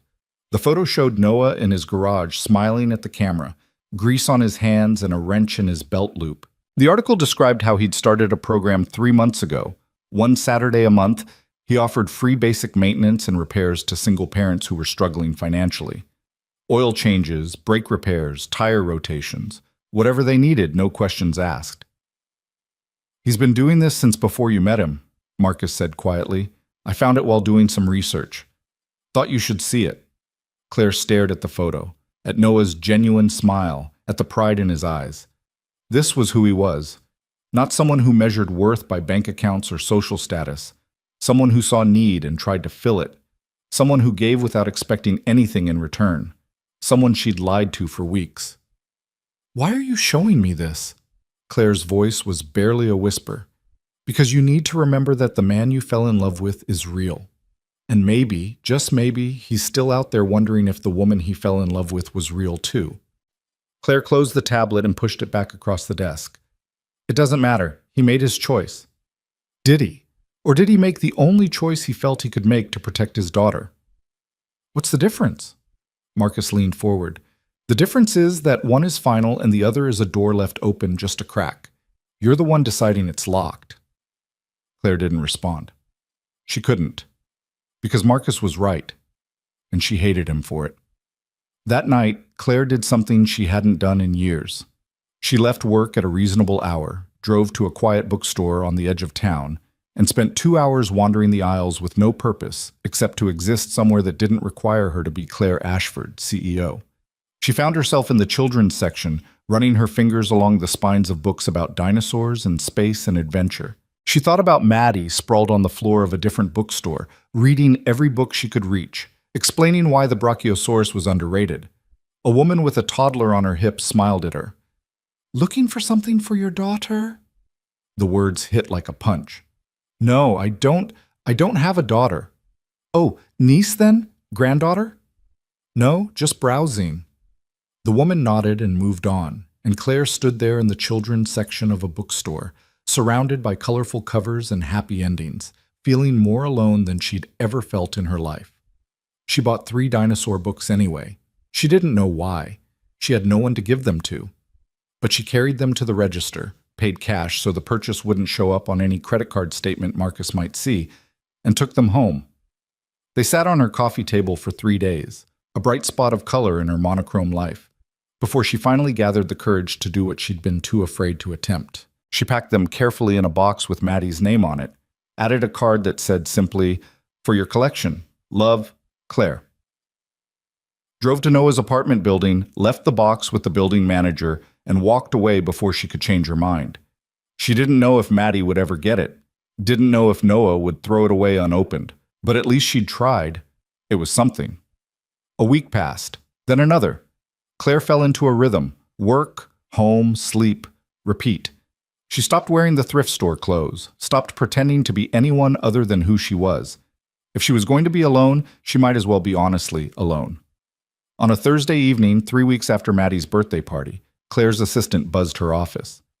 "Ms. Ashford, there's someone here to see you. She doesn't have an appointment, but she says it's urgent. Tell them to schedule through Marcus. She says her name is Jessica Brooks, Noah Brooks's sister." Claire's breath caught. "Send her in." The woman who walked through her door was in her early 40s, with Noah's same warm eyes but sharper edges. She looked around the office with an expression that was hard to read, not quite judgment, not quite curiosity. "Ms. Ashford," she said, not offering to shake hands. Thank you for seeing me. Of course. Please sit. Claire gestured to the chair across from her desk, her mind racing. Is everything okay? Noah and Maddie are fine, physically. Jessica sat down, her posture stiff. Emotionally is a different story. Claire's stomach dropped. What do you mean? I mean, my niece cries herself to sleep asking about you. I mean, my brother walks around like a ghost, going through the motions but not really living. I mean that whatever happened between you two didn't just affect you, it's destroying both of them. The words were delivered without malice, just flat honesty that somehow hurt worse than anger would have. I'm sorry, Claire said, her voice cracking. I never meant... I know what you meant. Noah told me the whole story, the dates, the tests, the lies. And I'll be honest, when he first told me, I wanted to come here and tear you apart. Jessica's eyes were hard. But then I watched my brother spend 3 weeks trying to convince himself he did the right thing. And I watched Maddie retreat into herself, and I realized something. What? You're both idiots. Claire blinked. Excuse me? You're both idiots, Jessica repeated. You for thinking the only way to find real love was to lie about who you are. And Noah for being so hurt by the lie that he can't see past it to the truth underneath. I don't understand.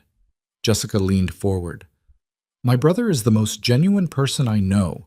He doesn't have a dishonest bone in his body, and that's beautiful, but it also means he can't comprehend why someone would lie about something so fundamental. He thinks you lied because you didn't trust him. But I've been watching you, Ms. Ashford. I've read about you. I've seen what you've built. And I don't think you lied because you didn't trust him. I think you lied because you didn't trust yourself. Claire's throat tightened. You don't know me. Maybe not. But I know what it's like to be scared. I know what it's like to protect yourself so hard that you push away the very things you need most. Jessica's expression softened slightly. My husband left me 5 years ago. Took everything, the house, the savings, even our dog. And for years after that, I didn't let anyone get close. I tested every man I dated, looking for signs he was going to do the same thing. And you know what I found? What? Nothing, because I never gave anyone a real chance. I was so busy protecting myself from being hurt again that I forgot how to actually live. Jessica paused. You remind me of who I was back then. Someone so afraid of being valued for the wrong reasons that you made it impossible for anyone to value you for the right ones. Claire couldn't speak. The truth in Jessica's words was too sharp, too accurate. So here's why I'm here, Jessica continued. Not for you, for Maddie. That little girl loves you, really loves you, and watching her heart break because the adults in her life can't figure out their mess is killing me. What do you want me to do? Claire asked desperately. Noah made it clear. Noah is hurting and scared and trying to protect his daughter the only way he knows how, but he's also miserable. And I think if you gave him a reason to believe the real you is worth knowing, he might be willing to try again. He doesn't want to see me. Then make him see you anyway, not as the billionaire CEO, not as the broke freelancer, as Claire, whoever the hell that is. Jessica stood up. I'm not saying it'll work. But I'm saying that if you actually love my brother and my niece the way you claim to, you owe it to all of you to try. She walked to the door, then paused. Maddie got your books, by the way. She sleeps with them under her pillow, cries when she reads the card. Jessica looked back at Claire. Don't give up on them. They haven't given up on you. Not really. Then she was gone, leaving Claire alone in her office with her thoughts spinning out of control. That night, Claire couldn't sleep. She paced her penthouse, Jessica's words echoing in her head. Make him see you anyway. The real you. But who was the real Claire? She'd spent so long playing roles, the ruthless CEO, the broke freelancer, the perfect daughter, the ambitious executive, that she wasn't sure she knew anymore.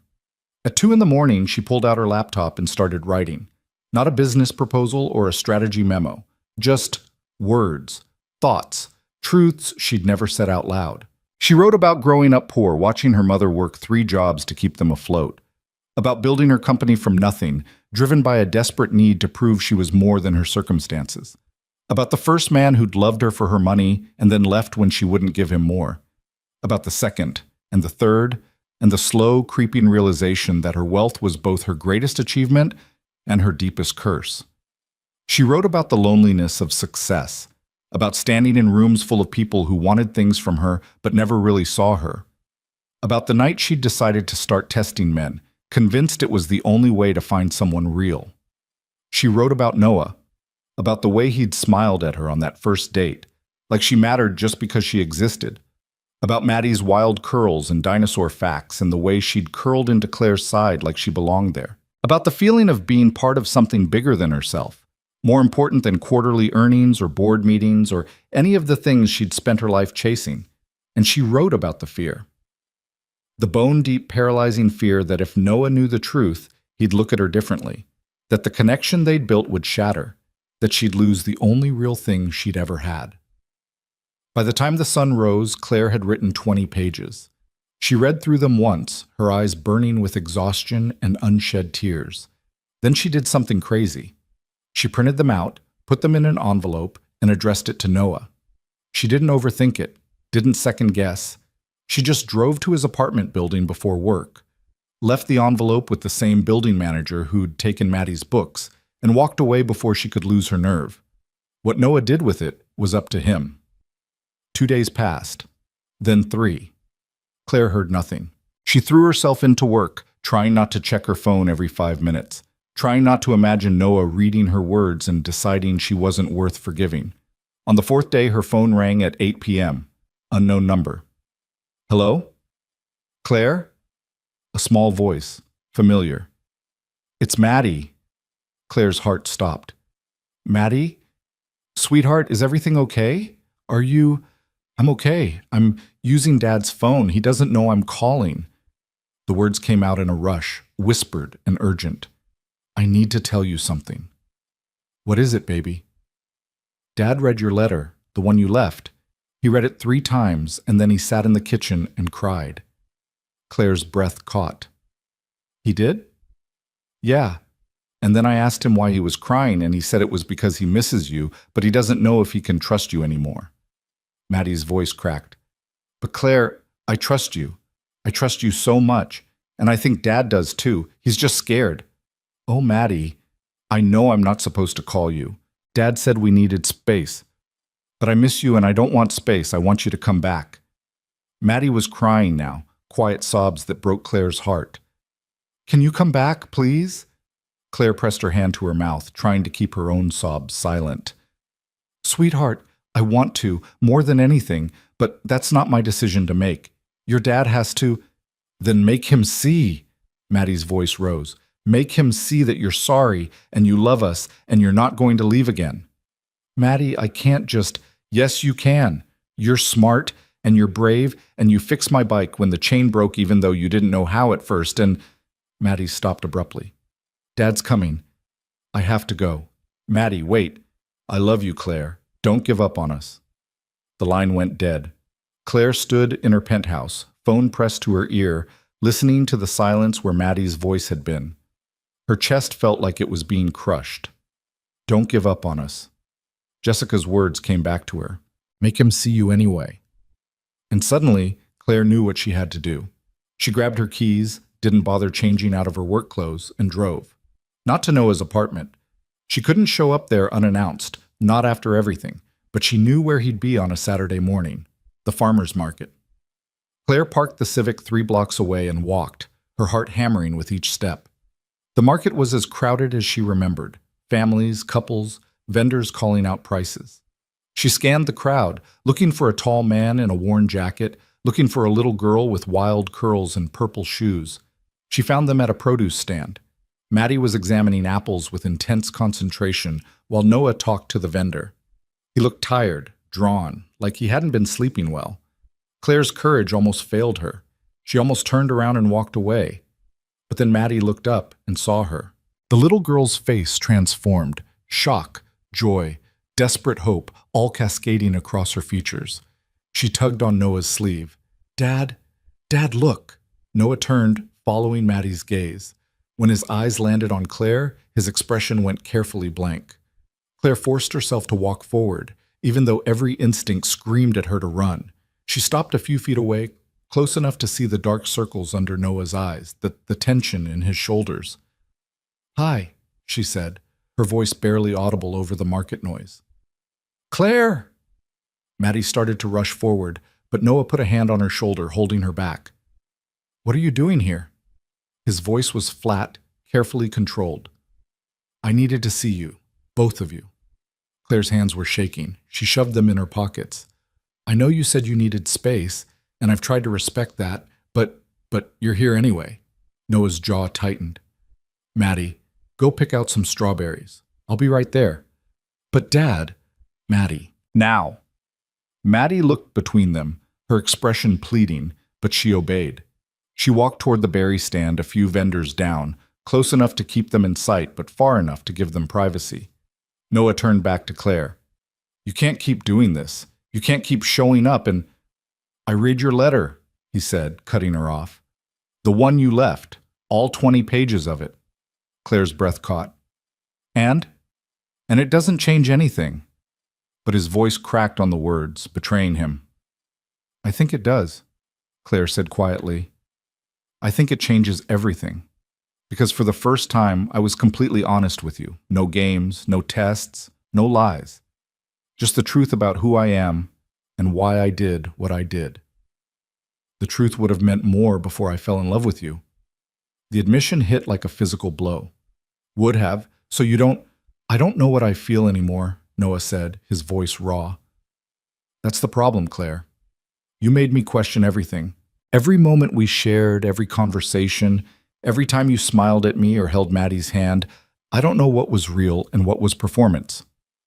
"All of it was real," Claire said desperately. "The feelings were real, Noah. I was lying about my circumstances, but I was never lying about how I felt. How am I supposed to believe that?" "Because I'm here." Claire's voice rose, drawing looks from nearby shoppers. She lowered it, stepping closer. "Because I'm standing in front of you, in the middle of a farmer's market, begging you to give me another chance. Do you think I want to do this? Do you think this is easy for me? I've spent my entire adult life building walls to protect myself, and you knocked them down in 3 dates. You made me feel things I didn't think I was capable of feeling. You made me want things I'd convinced myself I didn't deserve." "Like what?"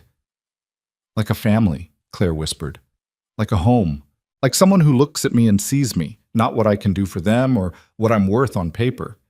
You saw me, Noah, the real me. Even when I was lying about everything else, you saw something true." Noah's expression flickered. Pain, longing, conflict, all warring for dominance. "I don't know if that's enough." "Then what is? Tell me what I need to do and I'll do it." "I need to trust you again, and I don't know if I can." The words were like a knife to Claire's chest, but she forced herself to stand tall, to not break down, to say what needed to be said. "Then don't," she said. "Don't trust me. Not yet. I don't deserve it. But let me earn it back. Give me a chance to prove that the woman you fell in love with is real, that she's still here, that she's worth knowing." Noah stared at her for a long moment. "And what happens when things get hard? When you get scared again? Are you going to lie?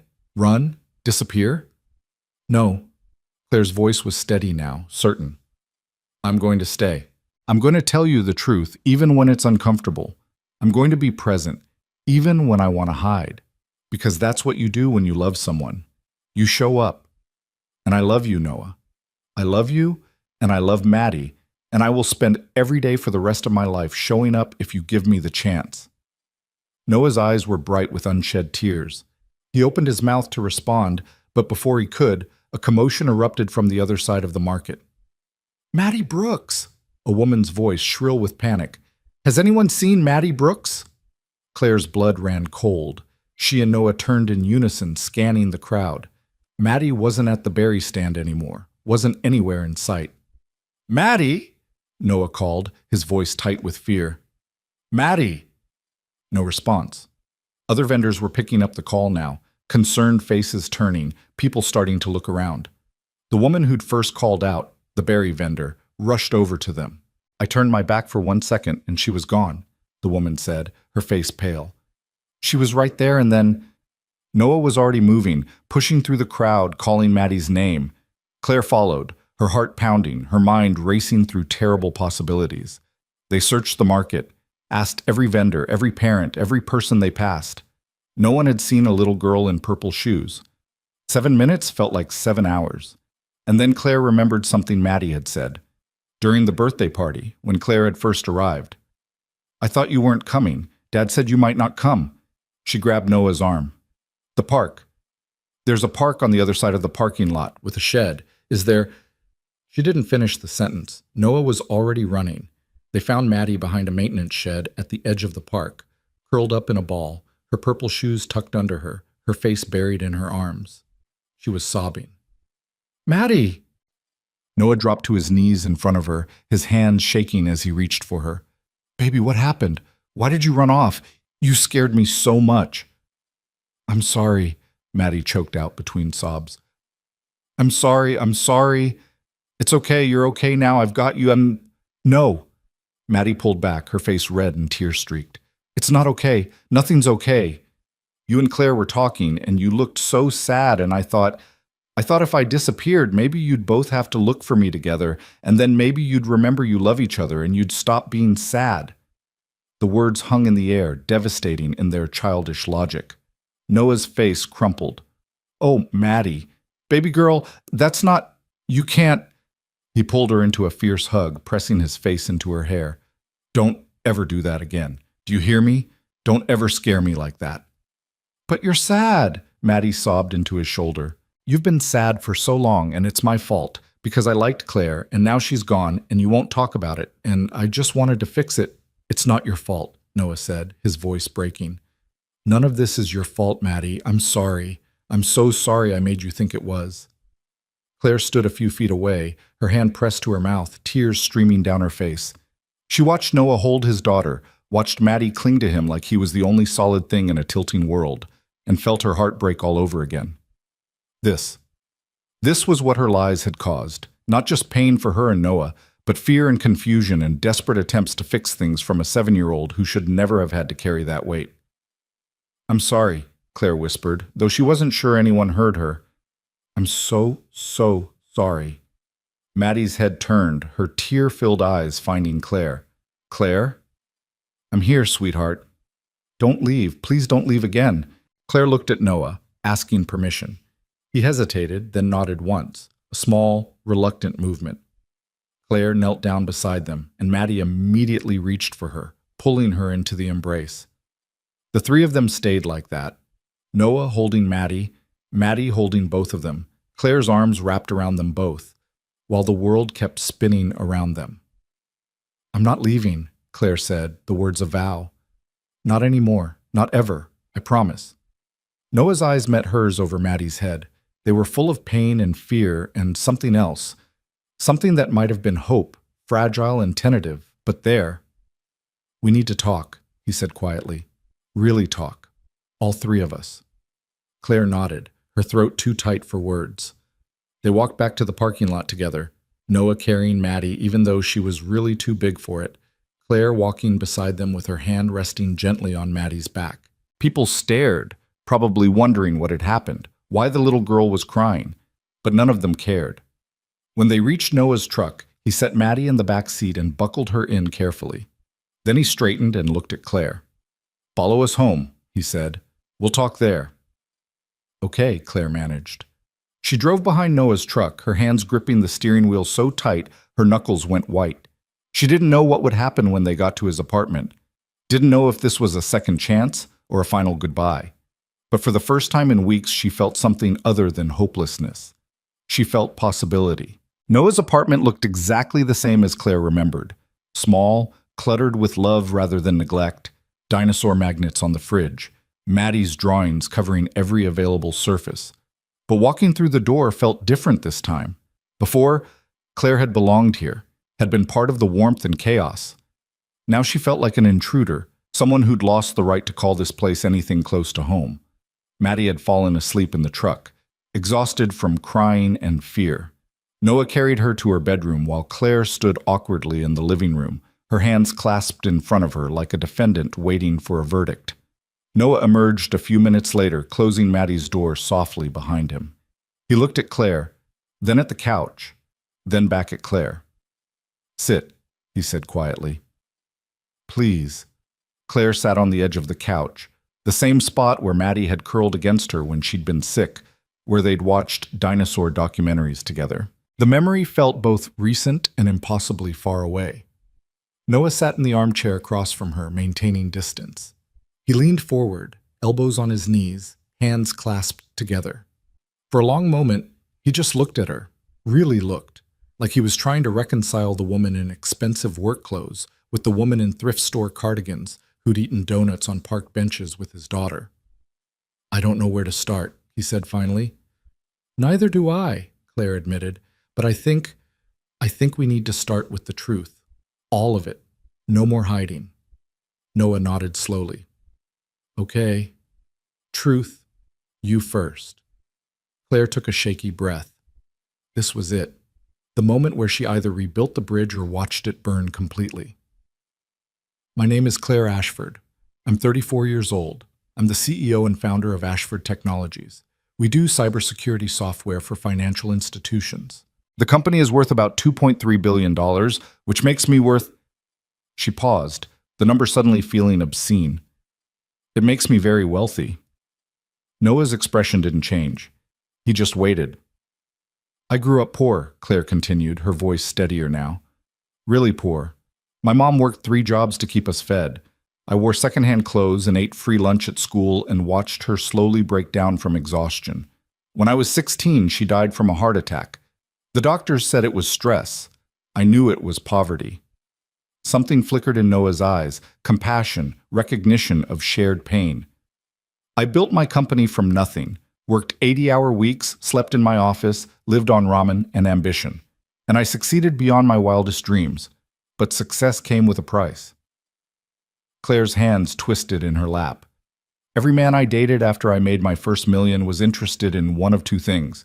Either they wanted my money or they resented me for having it. I had guys propose after 3 dates because they saw dollar signs. I had guys who seemed perfect until they started asking me to invest in their businesses or pay off their student loans or bankroll their dream projects." "That's why you started testing people," Noah said quietly. "Yes. I thought if I could meet someone who cared about me when I had nothing, that would be real. That would be proof I was more than my bank account." Claire's voice cracked. "But what I didn't realize was that lying about who I was meant the love wasn't real either, because you weren't falling for me. You were falling for a version of me that didn't exist." "No," Noah said, surprising her. "That's not true." Claire looked up, confused. Noah leaned back in his chair, running a hand through his hair. "I've had a lot of time to think about this. A lot of sleepless nights wondering if everything we had was fake. And I realized something. The circumstances you lied about, your job, your money, all of that, those were external things. But the person you were when you were with us, that was real." "How can you know that?" "Because I saw you with Maddie." Noah's voice was soft now. The anger drained away, leaving only raw honesty. "You can't fake the way you looked at her. You can't fake the way you held her when she was sick, or the way you listened to her dinosaur facts like they were the most important things in the world. You can't fake love, Claire. Not the real kind." Tears spilled down Claire's cheeks. "I do love her. I love both of you." "I know you do. That's what makes this so hard." Noah stood up, pacing to the window. "If you'd just been some con artist playing a game, it would be easy to walk away. But you're not. You're someone who got so hurt by people using you that you tried to protect yourself in the worst possible way." "I'm so sorry, Noah. For lying. For making you question what was real. For putting Maddie through this." Noah turned to face her. "I'm sorry too." Claire blinked. "For what?" "For not asking the right questions. For not noticing things that didn't add up. That watch you wore. I'm not stupid, Claire. I knew it was expensive. But I told myself it was a knockoff or a family heirloom because I wanted to believe the version of you I was falling in love with." He paused. "And I'm sorry for shutting you out so completely. I was hurt and scared, and I made decisions about our future without really talking to you. That wasn't fair. You were protecting Maddie. I was protecting myself," Noah corrected. After Sarah died, I built walls just like you did. I convinced myself that as long as I was completely honest with everyone, as long as I never lied or hid anything, I'd never get hurt again. But life doesn't work that way. People are complicated, relationships are messy, and sometimes the truth isn't as simple as honest versus dishonest. Claire stood up slowly, hope fluttering in her chest like a fragile, tentative thing. What are you saying? Noah crossed the room until he was standing directly in front of her, close enough that she could see the exhaustion in his eyes, the pain, but also something else, something that looked like forgiveness. I'm saying I want to try again, but this time we do it right. No lies, no tests, no pretending to be anything other than who we actually are. You mean it? Claire's voice was barely a whisper. I mean it. But Claire, I need you to understand something. If we do this, if we really try, it's going to be hard. You're a billionaire CEO. I'm a mechanic who lives in a 2-bedroom apartment with dinosaur magnets on the fridge. Our lives don't match. Our worlds don't match. I don't care about matching worlds, Claire said fiercely. I care about you and Maddie. I care about Saturday morning farmers markets and terrible carnival food and watching documentaries on your couch. I care about real life, Noah, the kind I never had before I met you. But you can't just leave your life behind. Ashford Technologies exists. Your responsibilities exist. You can't pretend they don't. I'm not going to pretend anything anymore. Yes, I run a company. Yes, I'm wealthy. Those are facts. But they're not who I am. They're things I've done, things I've built. Who I am is the woman who loves your daughter. Who I am is someone who wants to be part of your life, your real life, without hiding or lying or testing. Noah reached out slowly, giving her time to pull away, and cupped her face in his hands. His palms were rough, calloused from years of working with tools and engines, and they felt like home.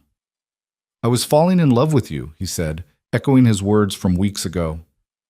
Past tense, but the truth is, I never stopped. I tried to. I tried to convince myself it was over, but I couldn't let go.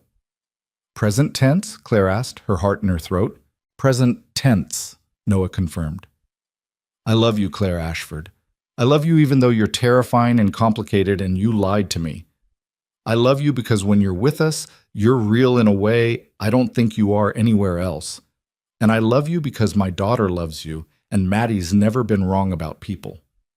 Claire's tears fell freely now, soaking into his hands. I love you too. I love you so much. Noah leaned in slowly, giving her time to close the distance or pull away. She closed it. The kiss was soft, tentative, full of everything they'd lost and everything they were trying to rebuild. It tasted like salt and hope and second chances. When they pulled apart, Noah rested his forehead against hers. We're going to have to figure out a lot of things. How to blend our lives. How to help Maddie understand. How to... Dad? They both turned. Maddie stood in the hallway, her hair mussed from sleep, her purple pajamas wrinkled. She was rubbing her eyes, looking between them with an expression that was equal parts confusion and cautious hope. Hey, baby girl, Noah said softly. I thought you were asleep. I was, but I heard voices. Maddie's gaze locked on Claire. Are you really staying this time? Claire knelt down, meeting Maddie at eye level. I'm really staying, if you'll have me. Maddie's lower lip trembled. You promise?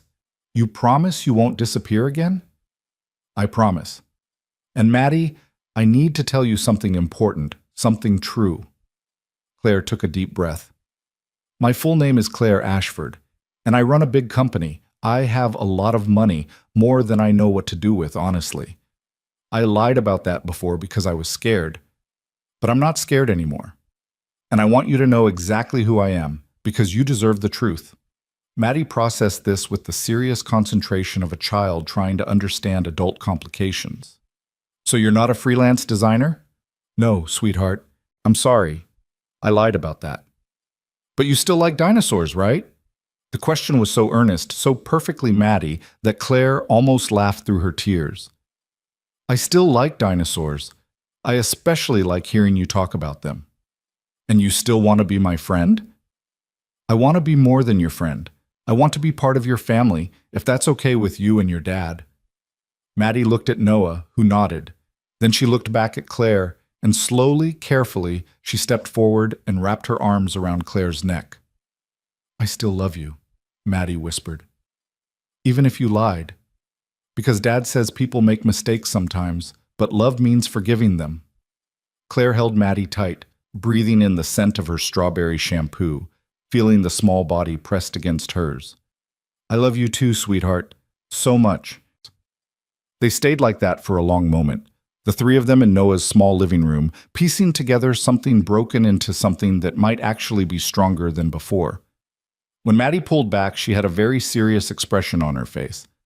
"But no more lying, okay? Because lying is bad and it makes people sad." "No more lying," Claire agreed. "I promise." "Good." Maddie seemed satisfied. Then her expression brightened. "Does this mean you can come to my school play next week? We're doing a thing about habitats, and I'm a T-Rex, and I get to roar really loud." Claire looked at Noah, who was smiling for the first time since she'd arrived. "I wouldn't miss it for the world." Over the next few weeks, they figured out what their new reality looked like. Claire stopped hiding who she was. She introduced Noah and Maddie to Marcus, who immediately bonded with Maddie over his own secret love of dinosaurs. She took them to her penthouse.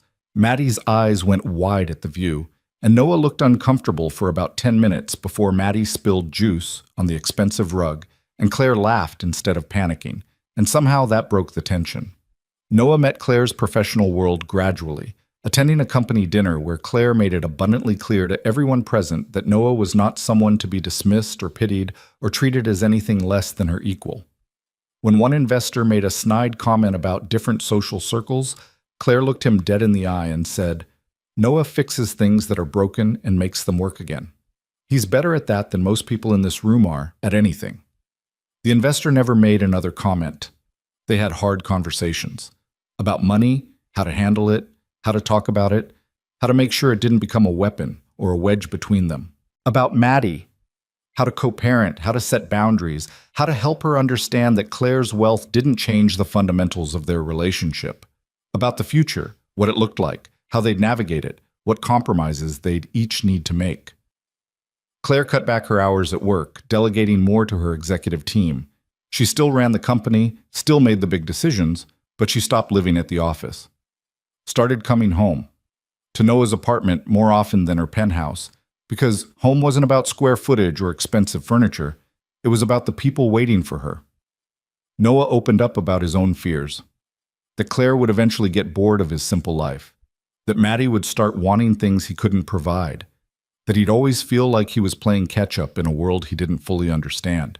Claire listened to every fear and met each one with patience and honesty, never dismissing his concerns but never letting them become walls between them either. And slowly, carefully, they built something real. 3 months after that day at the farmer's market, Claire woke up in Noah's bed.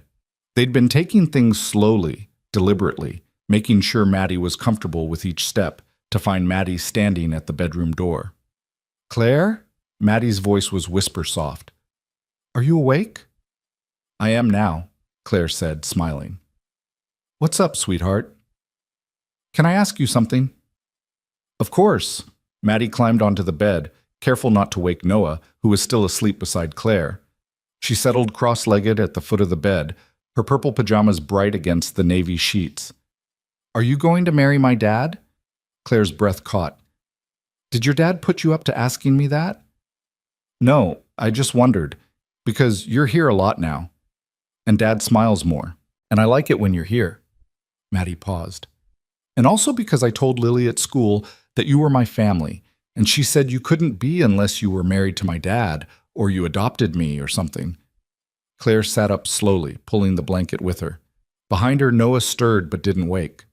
"Maddie, family isn't just about being married or about legal papers. Family is about people who love each other and show up for each other and choose to be together." "So you are my family?"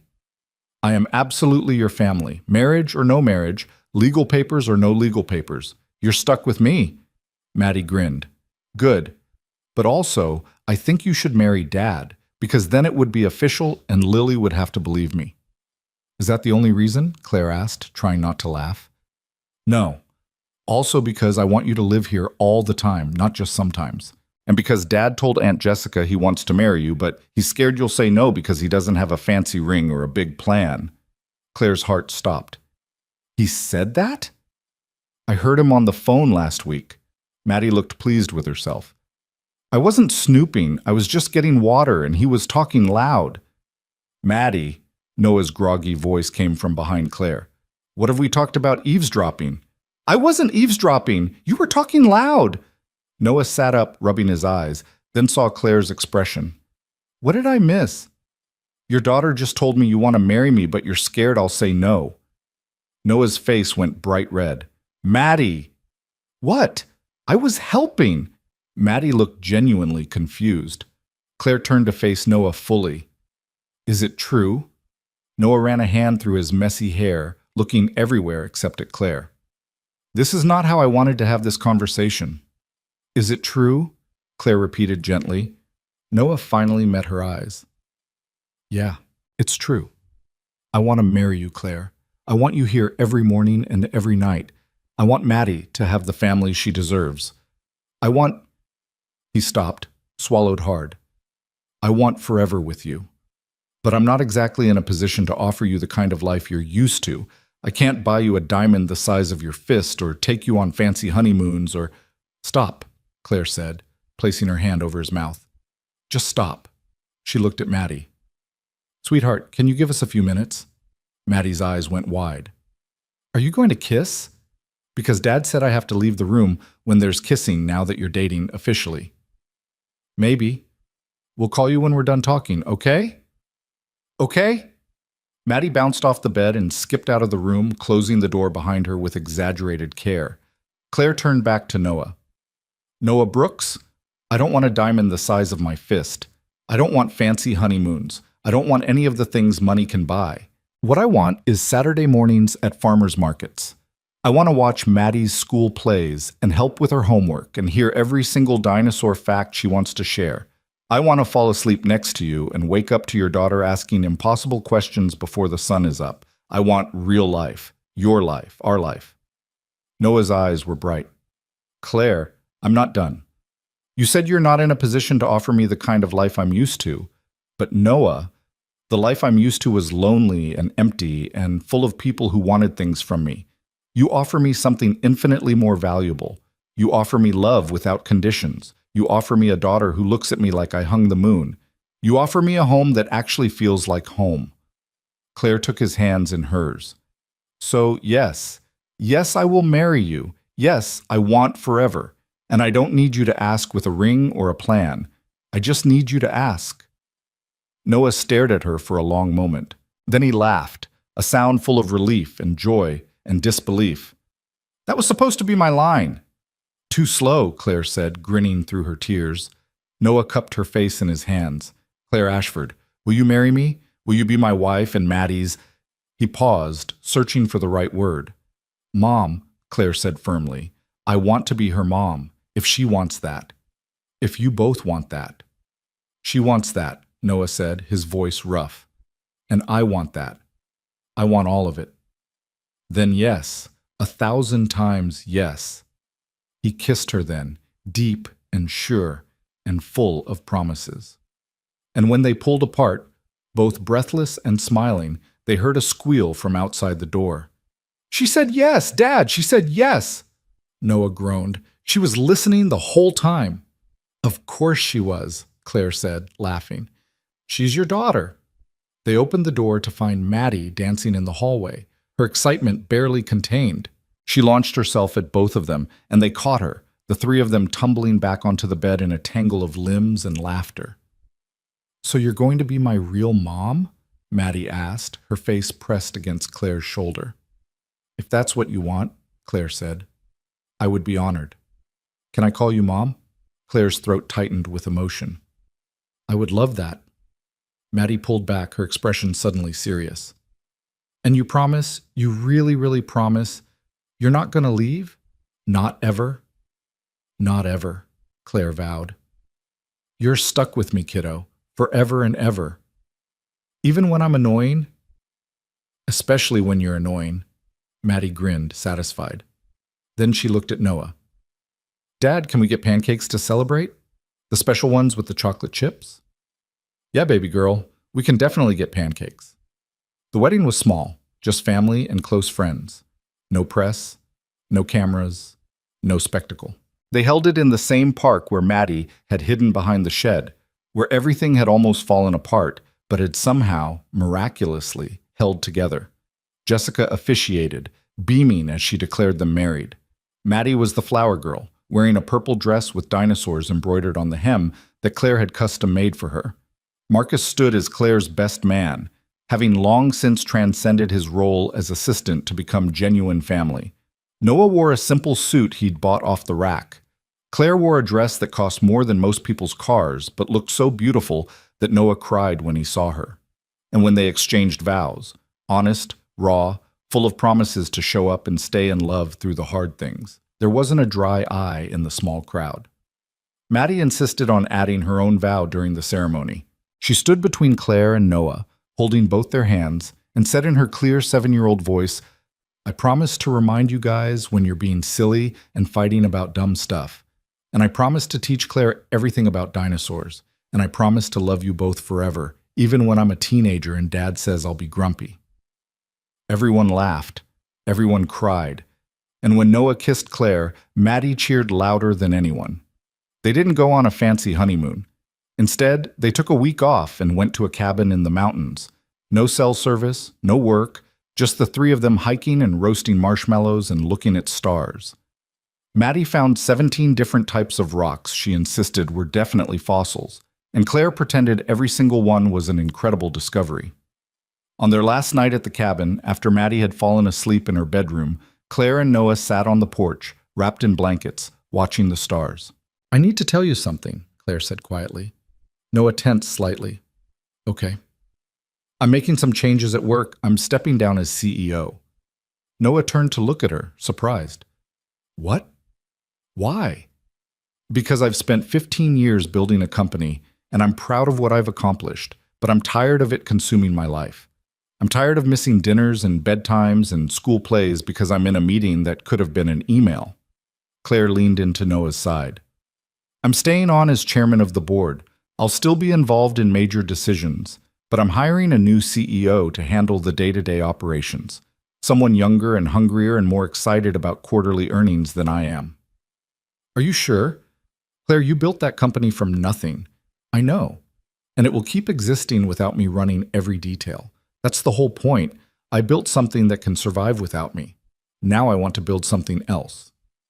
"Like what?" Claire smiled. "Like a life. Like a family. Like a future where I'm actually present for the people I love, instead of always having one foot out the door." Noah was quiet for a moment. Then he said, "You know you don't have to give up your career for us, right? We'll make it work. We'll figure it out." "I'm not giving it up. I'm just redefining what success looks like. And for me, right now, success looks like being home for dinner. Success looks like helping Maddie with her homework. Success looks like falling asleep next to you every night and waking up next to you every morning." She paused. "I spent so long measuring my worth by what I could achieve and accumulate. But you taught me something, Noah. You taught me that worth isn't about what you have. It's about who you are and who you love and how you show up for them." Noah pulled her closer, kissing the top of her head. "I love you."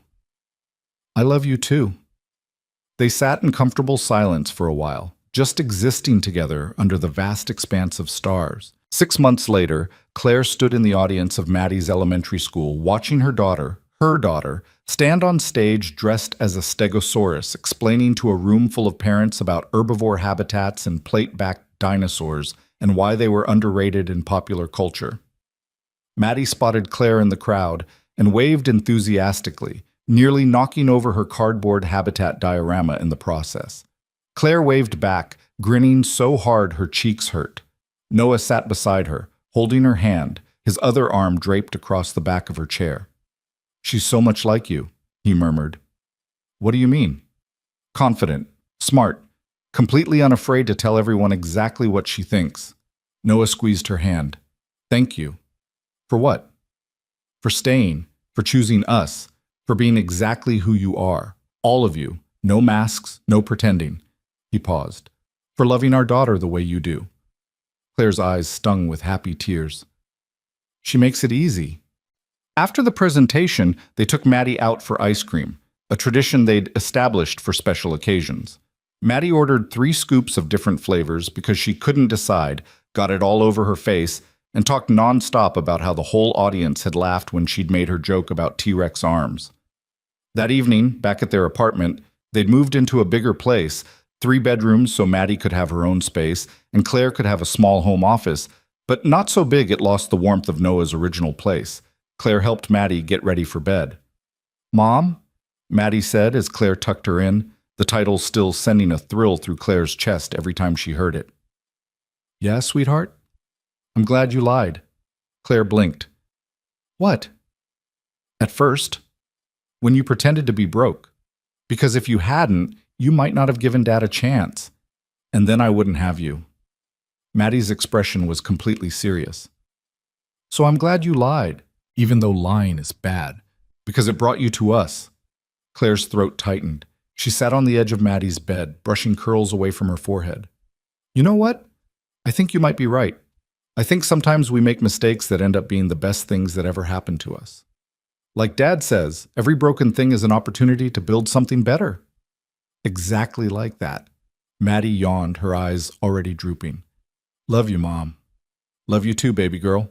Claire turned off the light and closed the door most of the way, leaving it cracked like Maddie preferred. She found Noah in their bedroom, already changed into sleep clothes, sitting on the edge of the bed with something in his hands. "What's that?" Claire asked. Noah held it up. It was the thrift store cardigan, the one with the missing button, the one Claire had worn on their first date. "I found it in the back of your closet. I was going to ask if you wanted to donate it, but then I thought..." He paused. "I thought maybe we should keep it as a reminder." "A reminder of what?" "Of where we started, of how we almost lost each other, of how we found our way back." Noah set the cardigan on the dresser, then pulled Claire into his arms. "Of how the best things in life are often the ones we have to fight for." Claire wrapped her arms around his waist, pressing her face into his chest. "We did fight for this, didn't we?" "Yeah, we did." They stood like that for a long moment, just holding each other, grateful for second chances and forgiveness and the messy, complicated, beautiful reality of building a life together. Later that night, after they turned off the lights and settled into bed, Claire whispered into the darkness, "Noah? Thank you for covering my dinner that first night, for not flinching when you realized I couldn't pay, for treating me like I mattered even when you thought I had nothing." Noah pulled her closer, his voice soft and sure. "You did matter, you still do. Not because of what you have or don't have, just because you're you." And in that moment, lying in a modest apartment with her husband beside her and her daughter sleeping down the hall, Claire Ashford, billionaire CEO who'd spent years testing men to prove they couldn't love her without her money, realized something profound. She'd been running an experiment with the wrong hypothesis. The question was never whether someone could love her without her wealth. The question was whether she could love herself enough to let someone try. And the answer, finally, was yes. 3 years later, Claire stood in her garage. Yes, her garage, because she'd bought the building that housed Noah's mechanic shop and converted the apartment above it into their home. A compromise that let Noah keep his business and gave them more space without forcing either of them to give up what mattered, watching her husband teach their daughter how to change a tire. Maddie was 10 now, still obsessed with dinosaurs, but also newly fascinated with engineering and how things worked. She lay on the creeper, sliding under the car with fearless confidence while Noah talked her through each step. "That's it, Mads. See where the jack point is? You've got it." "I got it, Dad. I totally got it." Claire leaned against the doorway, a mug of coffee in her hands, watching her family. The garage smelled like oil and metal and hard work, smells she'd come to associate with home and safety and love. Her phone buzzed, a text from Marcus. "Board meeting went well. New CEO is killing it. The company's in good hands." Claire smiled and typed back, "Good. I'm exactly where I need to be." She looked up as Maddie emerged from under the car, her face smudged with grease, her grin triumphant. "Mom, I did it. I changed a tire all by myself." "I saw. I'm so proud of you." Maddie ran over, and Claire didn't even flinch when grease-covered hands wrapped around her waist. She just set down her coffee and hugged her daughter tight. Noah walked over, wiping his hands on a rag, his eyes warm. Our girl's a natural. Takes after her dad, Claire said. Takes after both of you, Noah corrected. She's got your determination and my love of fixing broken things. Nothing's broken anymore, Claire said softly. Noah cupped her face in his oil-stained hands and kissed her soundly. No, nothing's broken. Everything's exactly right. And standing there in a garage in a converted building with oil under her daughter's fingernails and grease on her own shirt, Claire knew he was right. She'd spent years trying to prove that love without money was real love. What she'd learned instead was simpler and more profound. Real love wasn't about what you had or didn't have. It was about showing up, staying, choosing each other every day, even when it was hard, especially when it was hard. It was about 3 stick figures holding hands. It was about a man who covered dinner without flinching, and a little girl who forgave mistakes, and a woman who finally learned that she was enough, just as she was, without tests or games or pretending. It was about this, right here, right now. A family built not on lies or money or perfect circumstances, but on truth and love and the courage to be vulnerable. Claire had started her experiment looking for proof that she was more than her wealth. She'd ended it with something infinitely more valuable. Proof that she was loved not despite who she was, but because of it. All of it. The CEO and the scared girl who'd grown up poor, the billionaire and the woman who wore thrift store cardigans, the mistakes and the triumphs and everything in between. And that, Claire thought, as Maddie dragged them both back to the car to show them exactly how she'd positioned the jack, was the only truth that mattered. She was loved, completely, honestly, forever. And she was home.